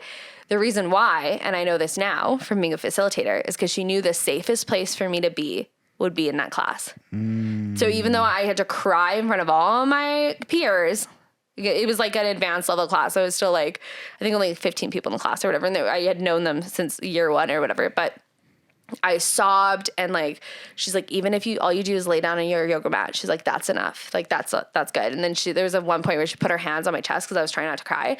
She's like, just breathe. And then I breathed and I was like sobbing and it was mortifying. Like I was so embarrassed, but now on the other side of that, I'm like, she knew that she didn't need to know everything that was going on. She just needed to give me a space to just exist. A safe space. Yeah, safe space. Cause she's like, she knew that it, like, if I wasn't going to go there, like, where am I going to go? Like, am I going to be somewhere on campus? Am I going to go to my car and try to like drive in that? Like, she was like, Jesus, safest place to be is in this theater.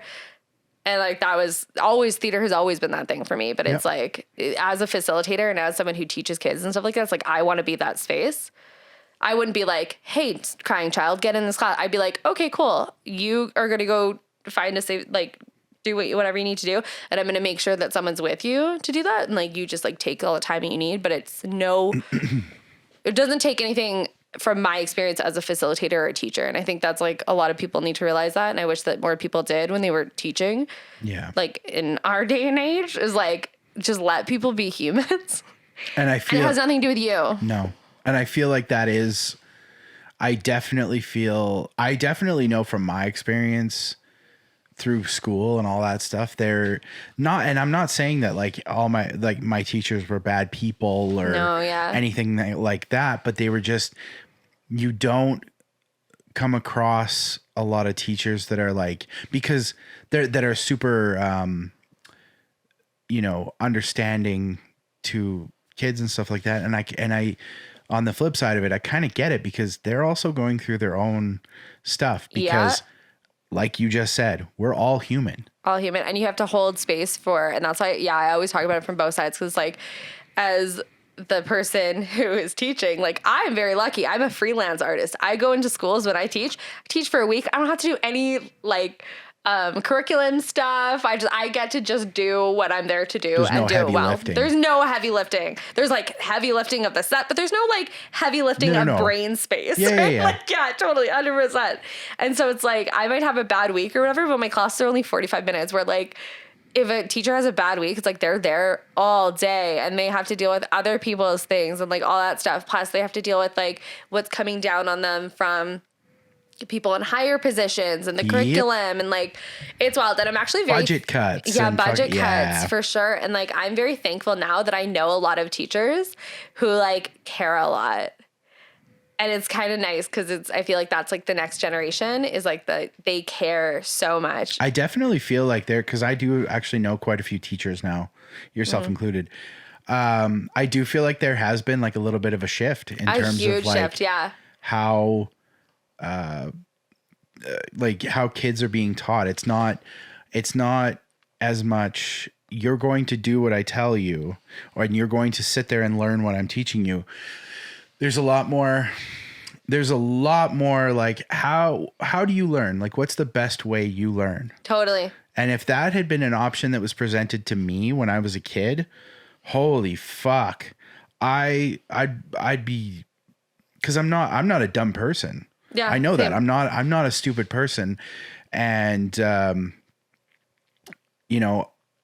I can retain so many useless facts in my head, but if like, I would know, I would be a fucking rocket scientist if they presented me, like if that knowledge was presented to me in a way that's like, like a catchy song, like that I can fucking learn that way, or it's like presented to me in like a cinematic way. Fuck, I'll definitely learn it. Yeah. You know what I mean? Like, yeah, it's all in the presentation and how, and everybody learns differently. Like I learn a lot from,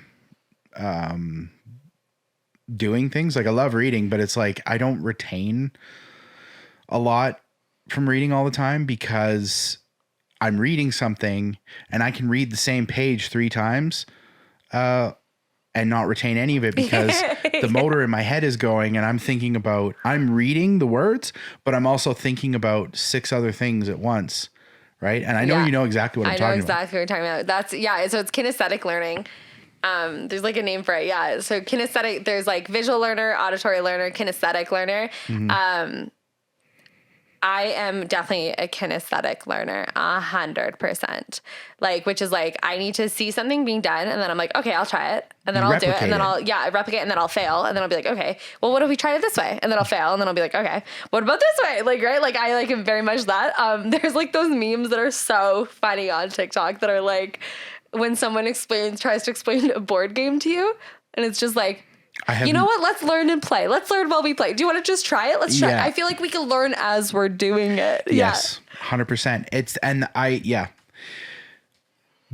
Oh my God. Board games are like that because it's like, I don't need to have you read me the rules. Like, let's just, if you know how to play the game, let's start it.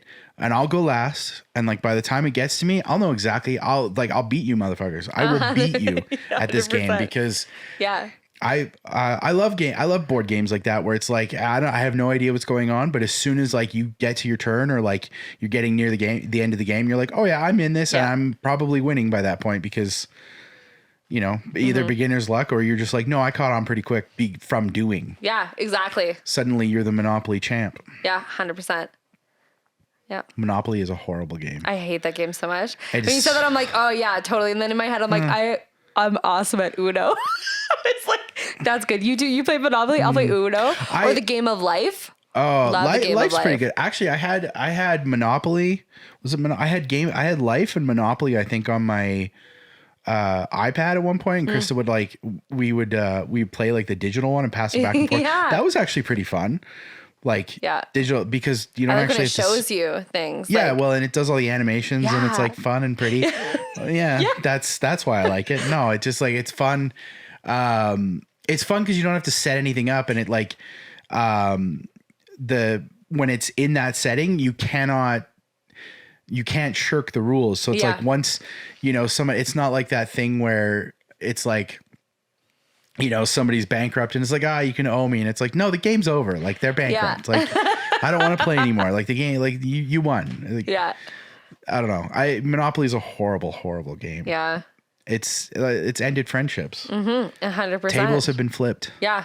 100%. 100%. Yeah. Oh my God. I feel like, what? Yeah. Oh. Going back. Okay. No. Cause you went off on a tangent.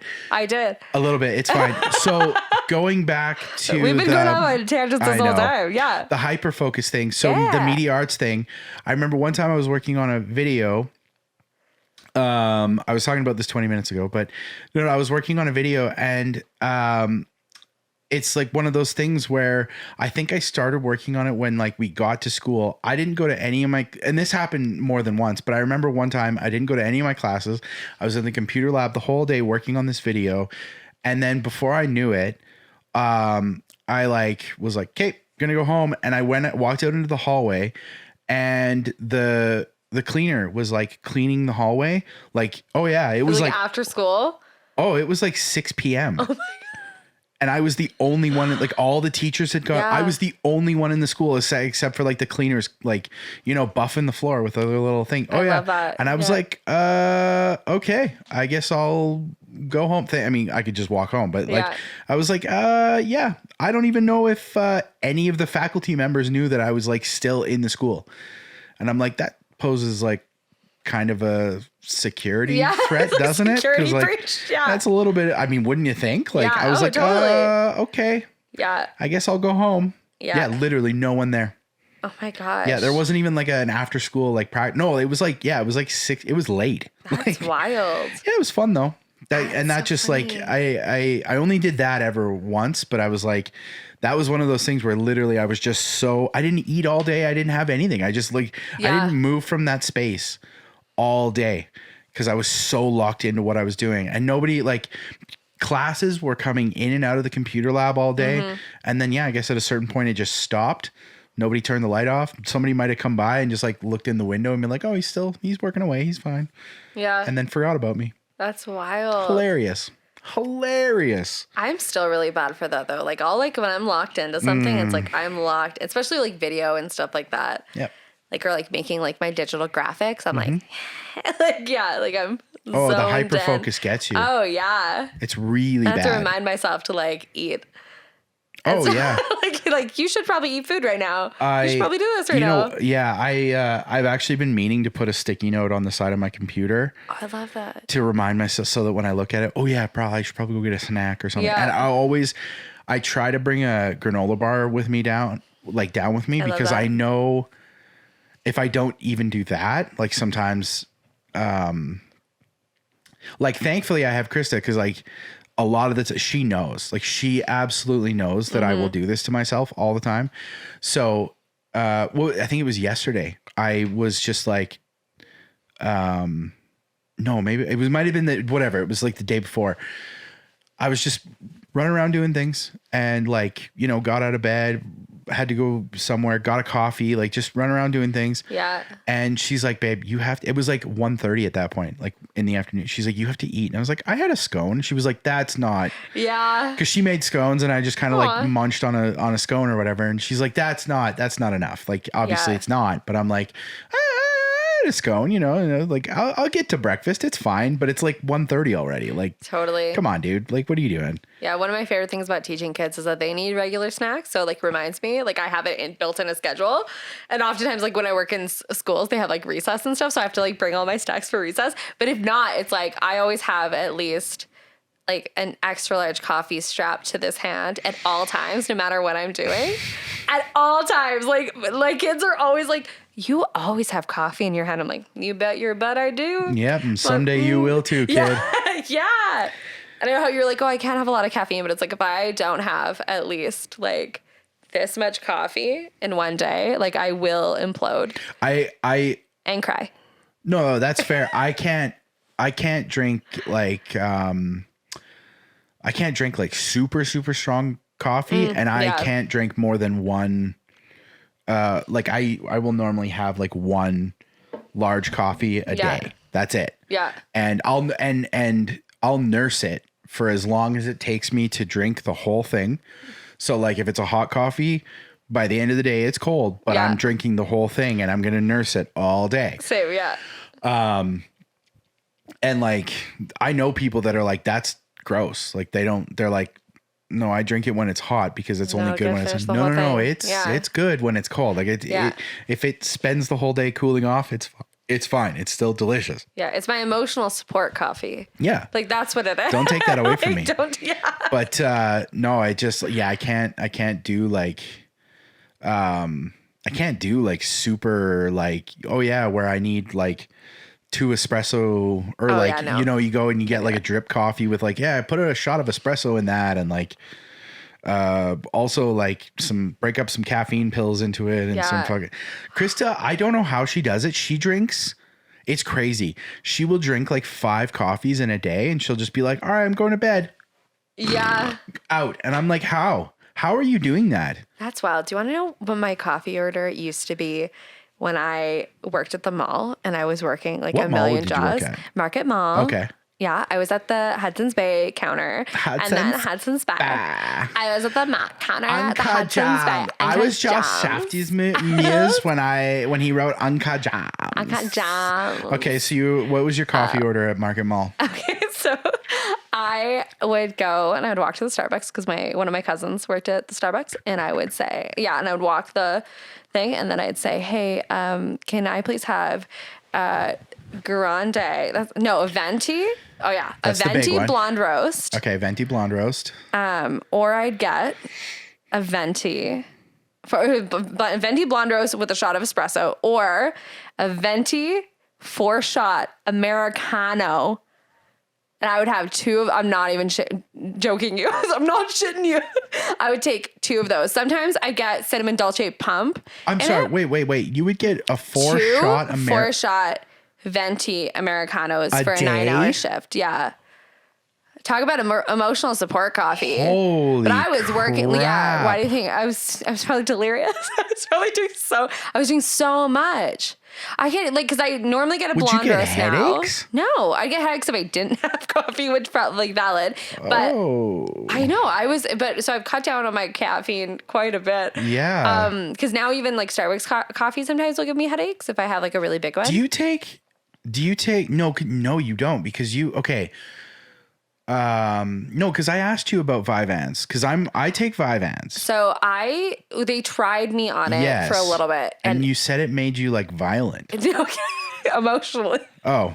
Yeah. No, I had rage. Like. Yeah. But like, okay, so I had paranoid thoughts about funny things. So here, like I was in traffic one time.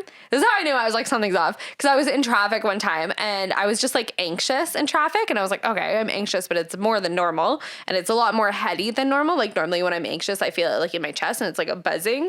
Almost Okay, like my okay. brain is going like a million like miles an hour, but I feel like Right. a tightness in my chest. Yeah. This is different. This is like a tightness in my brain. Okay. It was weird. So anyways, so I'm feeling anxious or whatever, and I hear a siren, and I'm like, oh, okay, is the siren behind me? No, it's not. Okay. And normally you would just be like, go on with your merry way, right? The paranoid thoughts in my head were literally like, what if I never find out where that siren came from? Where in the city is it going? And I was like, why do you care? I was like, this is so weird. But then I'd also have like rage over, like, it was almost like my irritability and my rage were very heightened, and I had a lot of brain fog. So small things, which is like really, not that I am someone who, like, I'm emotionally intelligent enough to be like, I feel a lot of rage. I'm not going to like lash out, but I'm going to recognize and be like, hey, I'm super irritable today. So I'm just going to go take a sad bitch shower and become a bad bitch after my super hot shower. I'm not like that. I'm going to lash out. But anyway, go on. I fully lash out. No, I'm like, what do I need to do for me? And I think that's just because like I grew up in a pretty like volatile environment. So I'm actively like, don't put myself in situations that I could potentially lash out. So I was just like, okay, like, no, like I'm feeling really irritable, or I'm like really mad right now. Like I'm very mad. And I would like write rage pages in my journal because I'd be like, I'm so mad. I just need to like get it out. Or I'd like vent to a friend of mine, and I'm like extra mad today. Like I'm like extra mad at every little thing. And taking things to heart. And then something that was also interesting is like things that would be hard brain wise for me were like 1,000 times harder. So I redid my LinkedIn for more corporate companies could find me to facilitate workshops and stuff like that. So I like was doing keyword searches and SEO stuff. Oh, fuck. I hate that shit. Which is on a good day, it sucks, right? But this was like, it was so hard for me, and I like redid my resume because I haven't redone it in 6 years, and like all this stuff. I was just like, okay, like I'm just gonna redo it all right now. And I broke out into tears. I was sobbing, and I was like, I feel stupid, is what I said to you were my so roommate. frustrated. I was like, I am so upset, and like I was like, I know I'm not smart.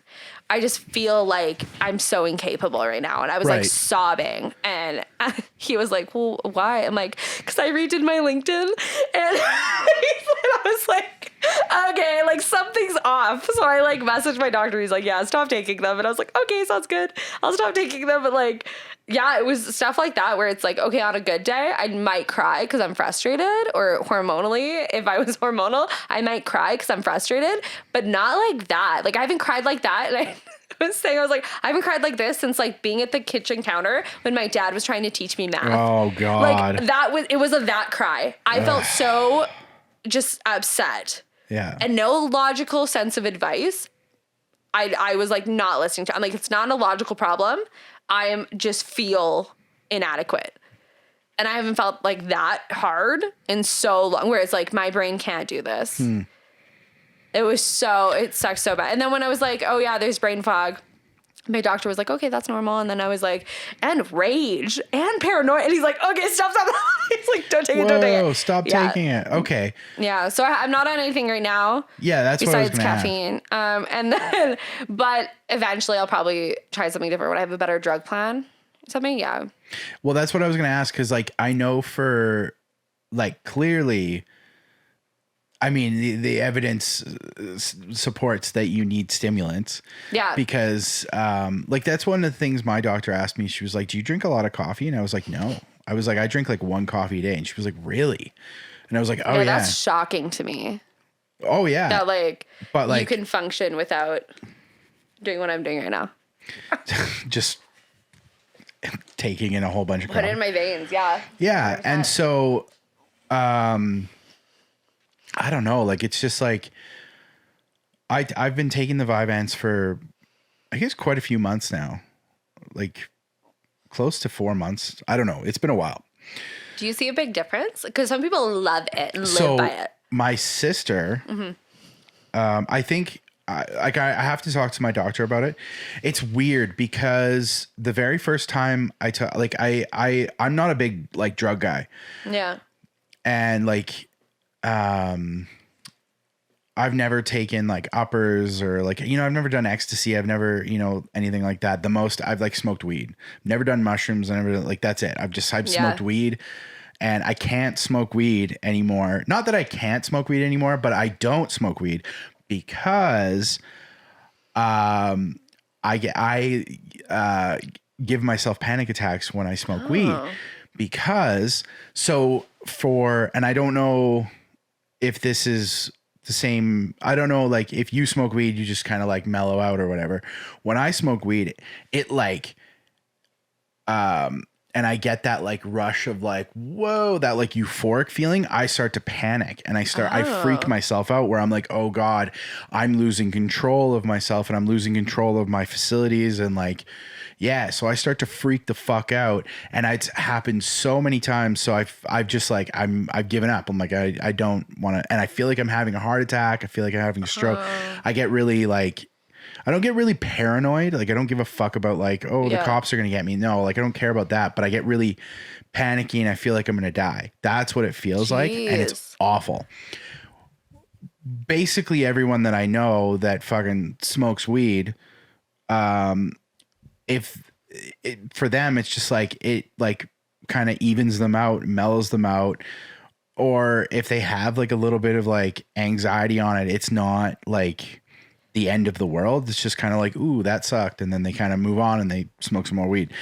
Yeah, I've never been a drug person either. And like that sounds me neither. And when it's like been the times that I have like either smoked weed or like taken a gummy or something like that. Like gummies I tried for a while because I have insomnia. Yes. Like really bad. I go through spurts of like real bad insomnia. And I always thought just like, oh, my brain is, I never thought I had insomnia because I was like, oh, my brain just goes zoom, zoom. And then I just can't sleep until like 4 a.m. And it's like, that's insomnia. And I was like, is it? Oh, clear. Okay, I have that too. Yeah, I was like, oh, I didn't know that, but it is also like an ADHD thing. And so even on Vyvanse, he's like, yeah, just be like, if you already have those problems, it might be worse. And I'm like, can't wait, yay. But no, the one time with my ex that I smoked weed, he was like, we can't do this anymore. And I was like, why? He's like, we change personalities. And he's like, you're so stoic and cynical. And he was like, la, la, la, and I'm just like we were watching a movie. I think it was 7 or something. Oh. It might have been. Anyways, and I'm like, yeah, hold on. I'm just going to watch this. He's like, what the heck? He's like trying to have fun. Yeah. He's like, did you see that? And I'm like, sorry, I was just paying attention to what they said. Let me pause this so we can discuss this. Sorry. Brad Pitt's talking. Yeah, I was like, I'm just gonna pause. Morgan this Freeman's right on the screen. Yeah, I can't remember if it was that or a different one. Stoic and cynical. I was so stoic, and I was just like I was really like trying to figure out like the cinematography and stuff, and then I'd like pause it to talk, which is like so unlike me. This is important. Yeah, like I'll talk over anything. I know you will. I watched movies with you. But like, so I'd be like, hold on. What did you say to me? He was like, I hate this. Never again. Now, but like, no, I like that. Now I know how to watch movies with you. Get you high. That's fucking no, that's take like me to the theater. And then I'll be like, I'll get you I'm gonna give you a gummy, and then it's gonna be like, okay, off to the theater. Yeah. And you're gonna be like, ah, until as soon as you sit in the chair, you're gonna be like, oh. Excuse me, the movie's on. Excuse me, could you shut the fuck up? Put your phone away. It's like not even the lights haven't even gone down yet.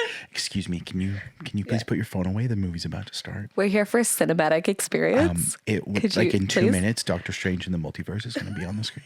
And I really want to see it. I haven't seen it yet. Oh, I went opening day. Bad. It's pretty good.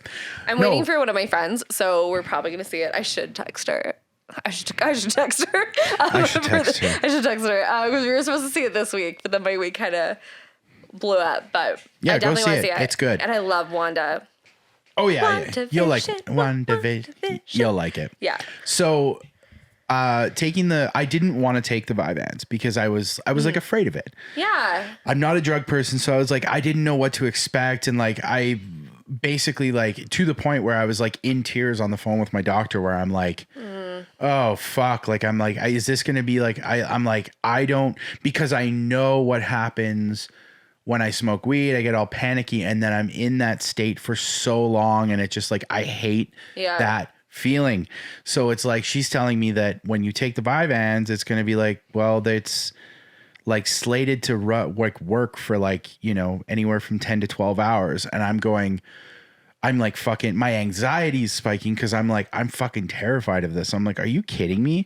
Am I about to put myself in like a super, super, super anxious state for like 10 to 12 hours where I'm like, I can't even function because I'm like testing out medications?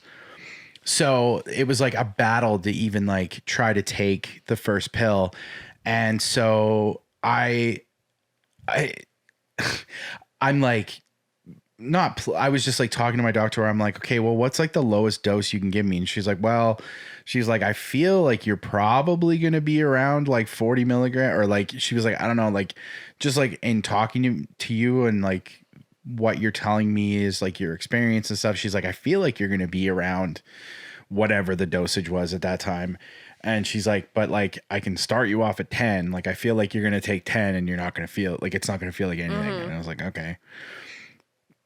So, the very first time I ever took it, I was in my truck. I was actually down on like 130th and I was just grabbing like a coffee. And so I called Krista to be like, hey, I'm about to take the first pill and I just want to have you on the phone just in case I start to freak the fuck out and like, you need to call an ambulance or something. Like,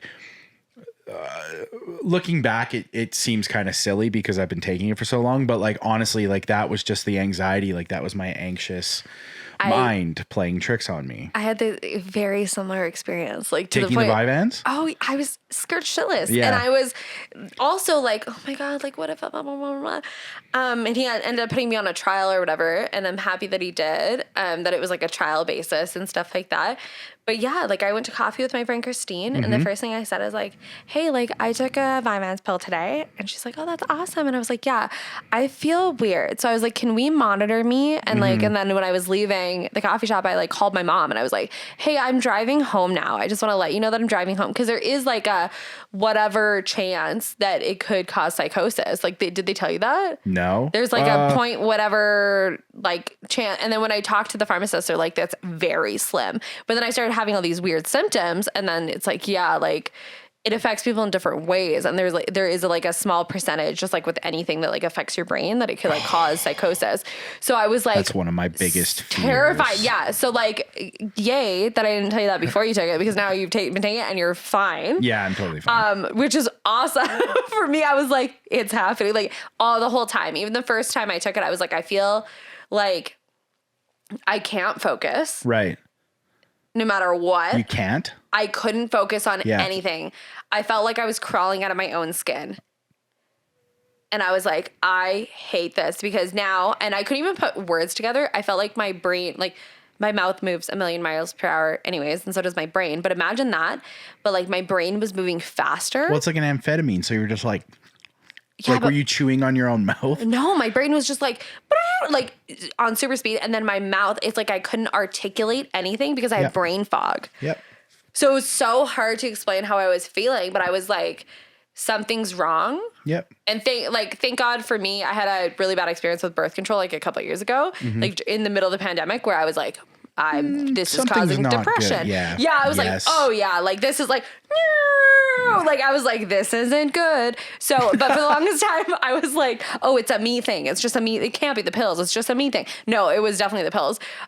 So I knew this time around to track it every day, my emotions, and it was like I would be all over the place. The only thing that I really help with is normally I hit a wall at 3 p.m. Right. Where I'm just like, for like an hour, I just need to stare into space. And then I'm fine again. But like for this, I would, just like at 3 p.m., I just need to like zone out for a bit and then I'm good. But when I was taking Vyvanse, it would wear off at 3 p.m. and then I'd be like just starting my day. Oh.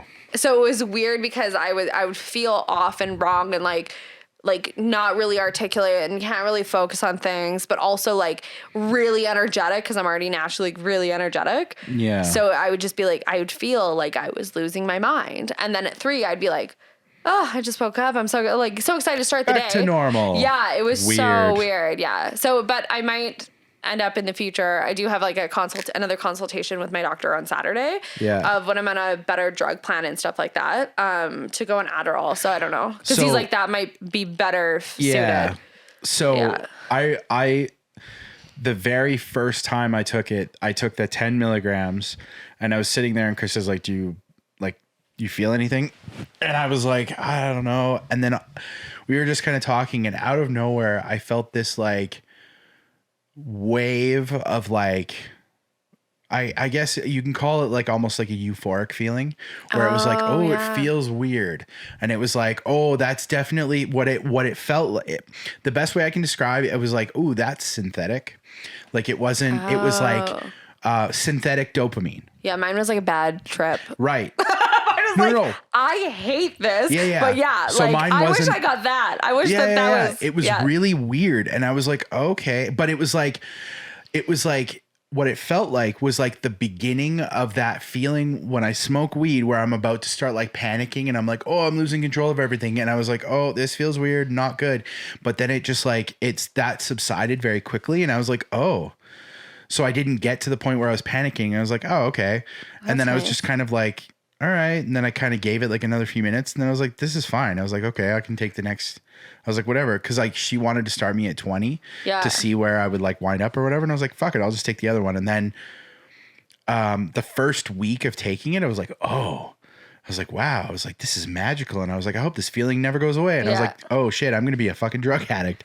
Yeah. But at a certain point, I bumped it all the way up to like 60 milligrams is what I was. Wild. I was only like a half a pill and I was like, I feel rage at all times. Wait, like half, like I was at half a pill. Like 5 milligrams? I don't no, I think it was like, the pills were pretty big. So it's like, I think he started me at 10 and then went to 30 and then it went to, actually just kidding. I don't know. I'm just saying numbers. My like capsules are 10 milligrams a piece. Oh, mine are big. Okay. They're like so a maybe, big one. maybe he started you at like 20 then. Well, cause I was cutting them into quarters. Oh, okay. So I think that was the 10 because I was cutting into quarters and then go up to half. Mm-hmm. And then I was supposed to go up to like the next 3 quarters. And so I took the day I took the 3 quarters, I was like, hey, like everything just makes me like I'm going to murder someone. Yeah. Like, and I'm just like angry and I'm not one to like lash out. I'll just like shut down. So like, if I'm like mad, I'm just like, just like internal rage. But like, I'm not going to, I'll be like, this is really pissing me off, but I'm not going to like, you're not going to lash out. Yeah. I'm going to be like, let me just go be so mad at you somewhere else. Yeah. And then I'll come back and I'll talk to you about it or whatever. But it was like definitely that like pent up rage feeling. And I was like, this isn't good. And so I was like going to the gym at the time, which would help a little bit. And then of course I call my mom and I'm like, yeah, like, you know, it really helps that I'm just like at the gym for like an hour, whether that be like lifting weights or like angrily running on the treadmill or like whatever. I'm just like mad, right? And get it out. And she's like, well, that's good. Maybe you should like just do that more often. I was like, I'm not going to plan my day around going to the gym 3 times so that I don't murder someone.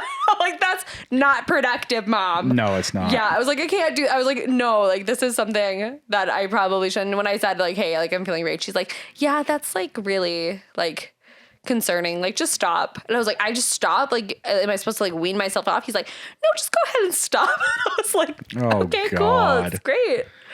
Yeah. Oh my god. So I'm taking 40 milligrams of Vyvanse a day and 20 milligrams of some like anti-anxiety thing. And every time they prescribe me something new, they're like, just so you know, there is a chance that this could like make your anxiety worse. And I'm like, ugh, it doesn't, which is good. It actually like does seem to help. But also on the flip side of it, I'm sure it does help in some regard, but it's just like, I also look at it and I go like, I don't feel like it does anything. Like, I feel like I'm taking the pills and it does nothing. And then I ran out of 40 milligram because she prescribed me 40 milligram capsules. And I ran out of those and I was like, okay, I have a bottle of 10 milligram capsules. I was like, oh, well, you know, science says I'll take 4 of those, 2 of those or whatever. So the first day, this was actually fucking brutal. but I was like, okay, so I took 4 of the 10 milligram ones and whatever. And then I was like, ooh, I have to run out because I had to go pick up a thing for like, that was part of Chris's birthday gift. And like, I was like, okay. So I just like got up and like ran out of the house and like so I'm like sitting there waiting to like meet this person to get this thing off Marketplace. And all of a sudden I'm like, whoa, I feel fucked up. I'm like, oh fuck. I'm like, I feel like I'm starting to feel like panicky. I'm starting to feel like I'm like it feels like the world's caving in, and I'm sitting there in my truck going, oh fuck, did I take 4? I'm like, were those not 10 milligram pills? Like, did I really fuck up? Oh no. Thankfully, that's the worst feeling though. Like when you're like, oh no, yeah, I just have to hold on and wait for this to pass. So is the worst. Immediately, I'm like calling Krista to be like, I don't feel good. Like I feel very, very, very fucked up. And she's like, what's going on? And I'm like, I took my medication, but I took 4 10 milligram pills instead of the 40 milligram pill that I, whatever, like the science works out and it should be fine. And I don't know what the fuck's going on. And like, I'm like borderline, I'm like panic attack right now. And she's just like, okay, like breathe, like it's all good. And she's like, why are you taking the 10 milligram pills? And I was like, I ran out of the 40 milligrams. She's like, okay, well, first of all, you need to get that figured out, which I still do. Yeah. And she's like, second of all, she's like, you realize that like your body's been used to taking one pill. Yeah. That's now you're trying to process more. Right. And now it's like you're taking 4 pills. Yeah, it's the same. It's fine. It's the same thing. Yeah. But you're taking 4 pills. And so it's your body's going to process it like a little bit different. Yeah. So instead of it being like, oh, one capsule that's kind of just slowly releasing for the whole day or whatever it is, or how your body's processing it, it's like 4 capsules are releasing, and then it's all like releasing at different times. Like not even that. Day. It's like all like it's just like, oh, so it was wild. Like it was a wild, I would say it didn't last very long, but it was like wild where it was like, woo, I'm like, I was so upset because I was just like, oh my God, did I just fuck up my entire day? Like, did I just like, am I going to have to get her to come get me? Cause I felt so fucked up. But after like 5 minutes, my body like self-regulated and was like, no, you're good, bud. Like you're good. Oh, thank gosh. Yeah. But back, like, it's not a good feeling. It's not a good feeling at all. And to the Adderall thing, like my doctor and I have kind of discussed it. Like she has thrown out the Adderall thing where she's like, yeah, like if you feel like Vyvanse isn't actually like doing anything for you, maybe Adderall is the route. My sister, when she first started taking Vyvanse, she said it was like night and day. She was like, all of a sudden I can focus. I can she's like, I can see into the future, like with my business. And like, I can like literally, I could actually see into the future.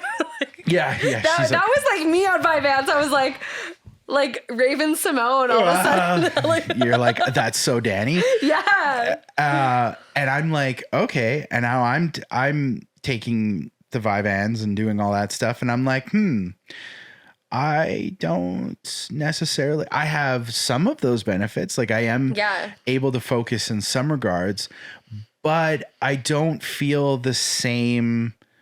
Like it doesn't feel, and my doctor did say, she was like, yeah, it's not a light switch. You probably do need some therapy as well. And I'm like, thanks, doc. Like, yeah. Well, my doctor too was like, like I can help. I can prescribe you things, but he's like, I'm not a therapist. So I was like, don't worry, I got that covered. So could you just give me the pill? Oh, I don't. I need to get therapy covered for sure. This is kind of therapeutic for me, like in a sense where I just sit and talk very open and honestly with people. Yeah. I love that. But yeah, it's man, the medication thing is a journey. Cause it's like, I do actually, it's funny now that I say that, I'm like, oh, literally I have to get it. Like when we finish recording, I'm like, oh fuck, I have to go book a doctor's appointment so that I can go and talk about that shit. Yeah. I'm interested in trying the Adderall because, again, she's like, well, like that one could spike your anxiety, blah, blah, blah. And I'm like, yeah, but the way I look at it now where it's just like, okay, if I take it once and it like, it's, I'm taking the anti-anxiety medication. So it's like, you'd think that it would be like, no, I can probably try the Adderall, see if that works without it being detrimental. And if I take the Adderall and all of a sudden I'm just like, like, it's like that Limitless movie where I'm just like, I'm a fucking genius. And like, all of a sudden I'm just like, all right, let's build like 6 businesses today. And like, cause like I had a meeting, was it yesterday? Whatever it was. Like, I have like business things that I want to do, but it's just, and they're exciting, but I need so much help with like putting that shit together, because I'm just like, I'm an ideas guy, but I'm just like, I'm fucking useless when it comes to like certain things getting done, because it's just like, I have object permanence where it's, if it's not right in front of me, I don't know where the fuck it is. 100%. Which is why that when you got here, we were like tearing apart the house looking for the mail, because I leave it on the counter. Yeah. Those insurance documents, I leave them on the counter so that when I walk by them, I go, oh yeah, right, I need to put that in the truck.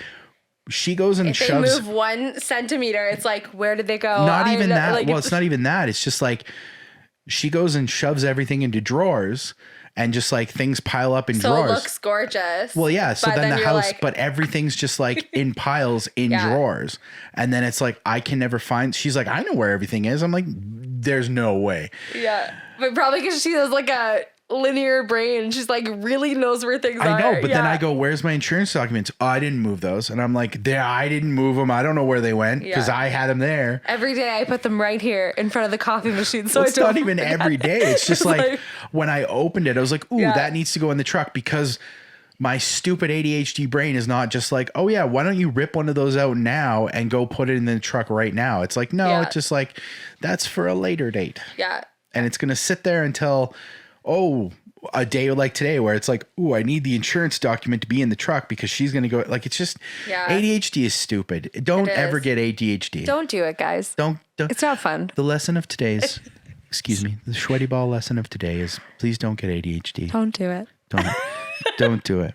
I was gonna say about the Vyvanse flip a switch though. I've heard a lot of that from other females, and I know that the female and male traits, not to be gendered on here, but like I know that the traits are different. Excuse me, it's very they them here. Yeah. We don't discriminate. That's okay.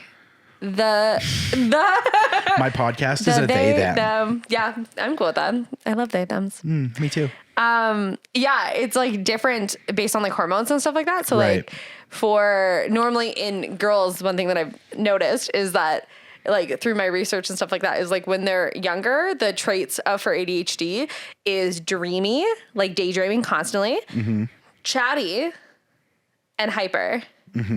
But that gets like pushed off as like, oh, you're just so kind and outgoing, or you're so talkative, or you're so creative, or whatever. Where like for boys, oftentimes when they're younger, a lot of the traits is like either aggression or like outbursts, frustration, or like frustration, and then like anxiety or like hyperactivity and stuff like that.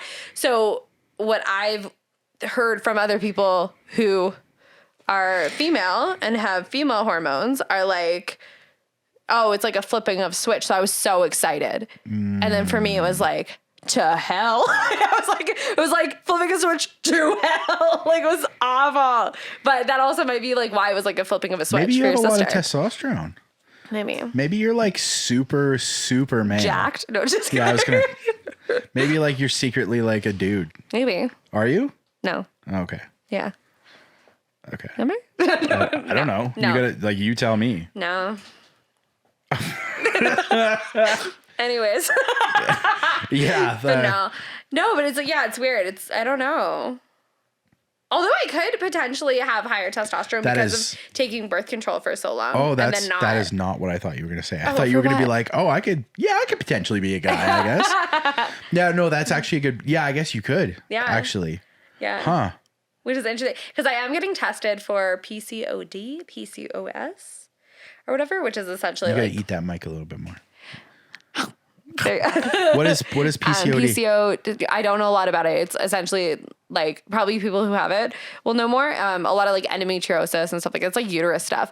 But for like painful periods and like we're getting real TMI here, but painful periods and like I'm Italian, so I have a lot of chin hair. But besides that, I got a lot of chin hair. But Gabagool. Gabagool. Yeah, so a lot of that. Anyways, random stuff that can be hormonal. Okay. And like so higher testosterone and like your estrogen or too high estrogen. I don't know. I'm not a doctor and I have ADHD. I'm Italian as well. And I'm ADHD. I'm not a doctor. And I was like, oh, I'm just like hairy. And she's like, no, that could actually be a sign of like PCOS or PCOD. And I was like, oh, okay, great. Yeah. So all I do is go for tests all day long, all the time this year because it's like so much ADHD things and like so much of that stuff. Yeah. Yeah. Dani has to pee, so it's time to end.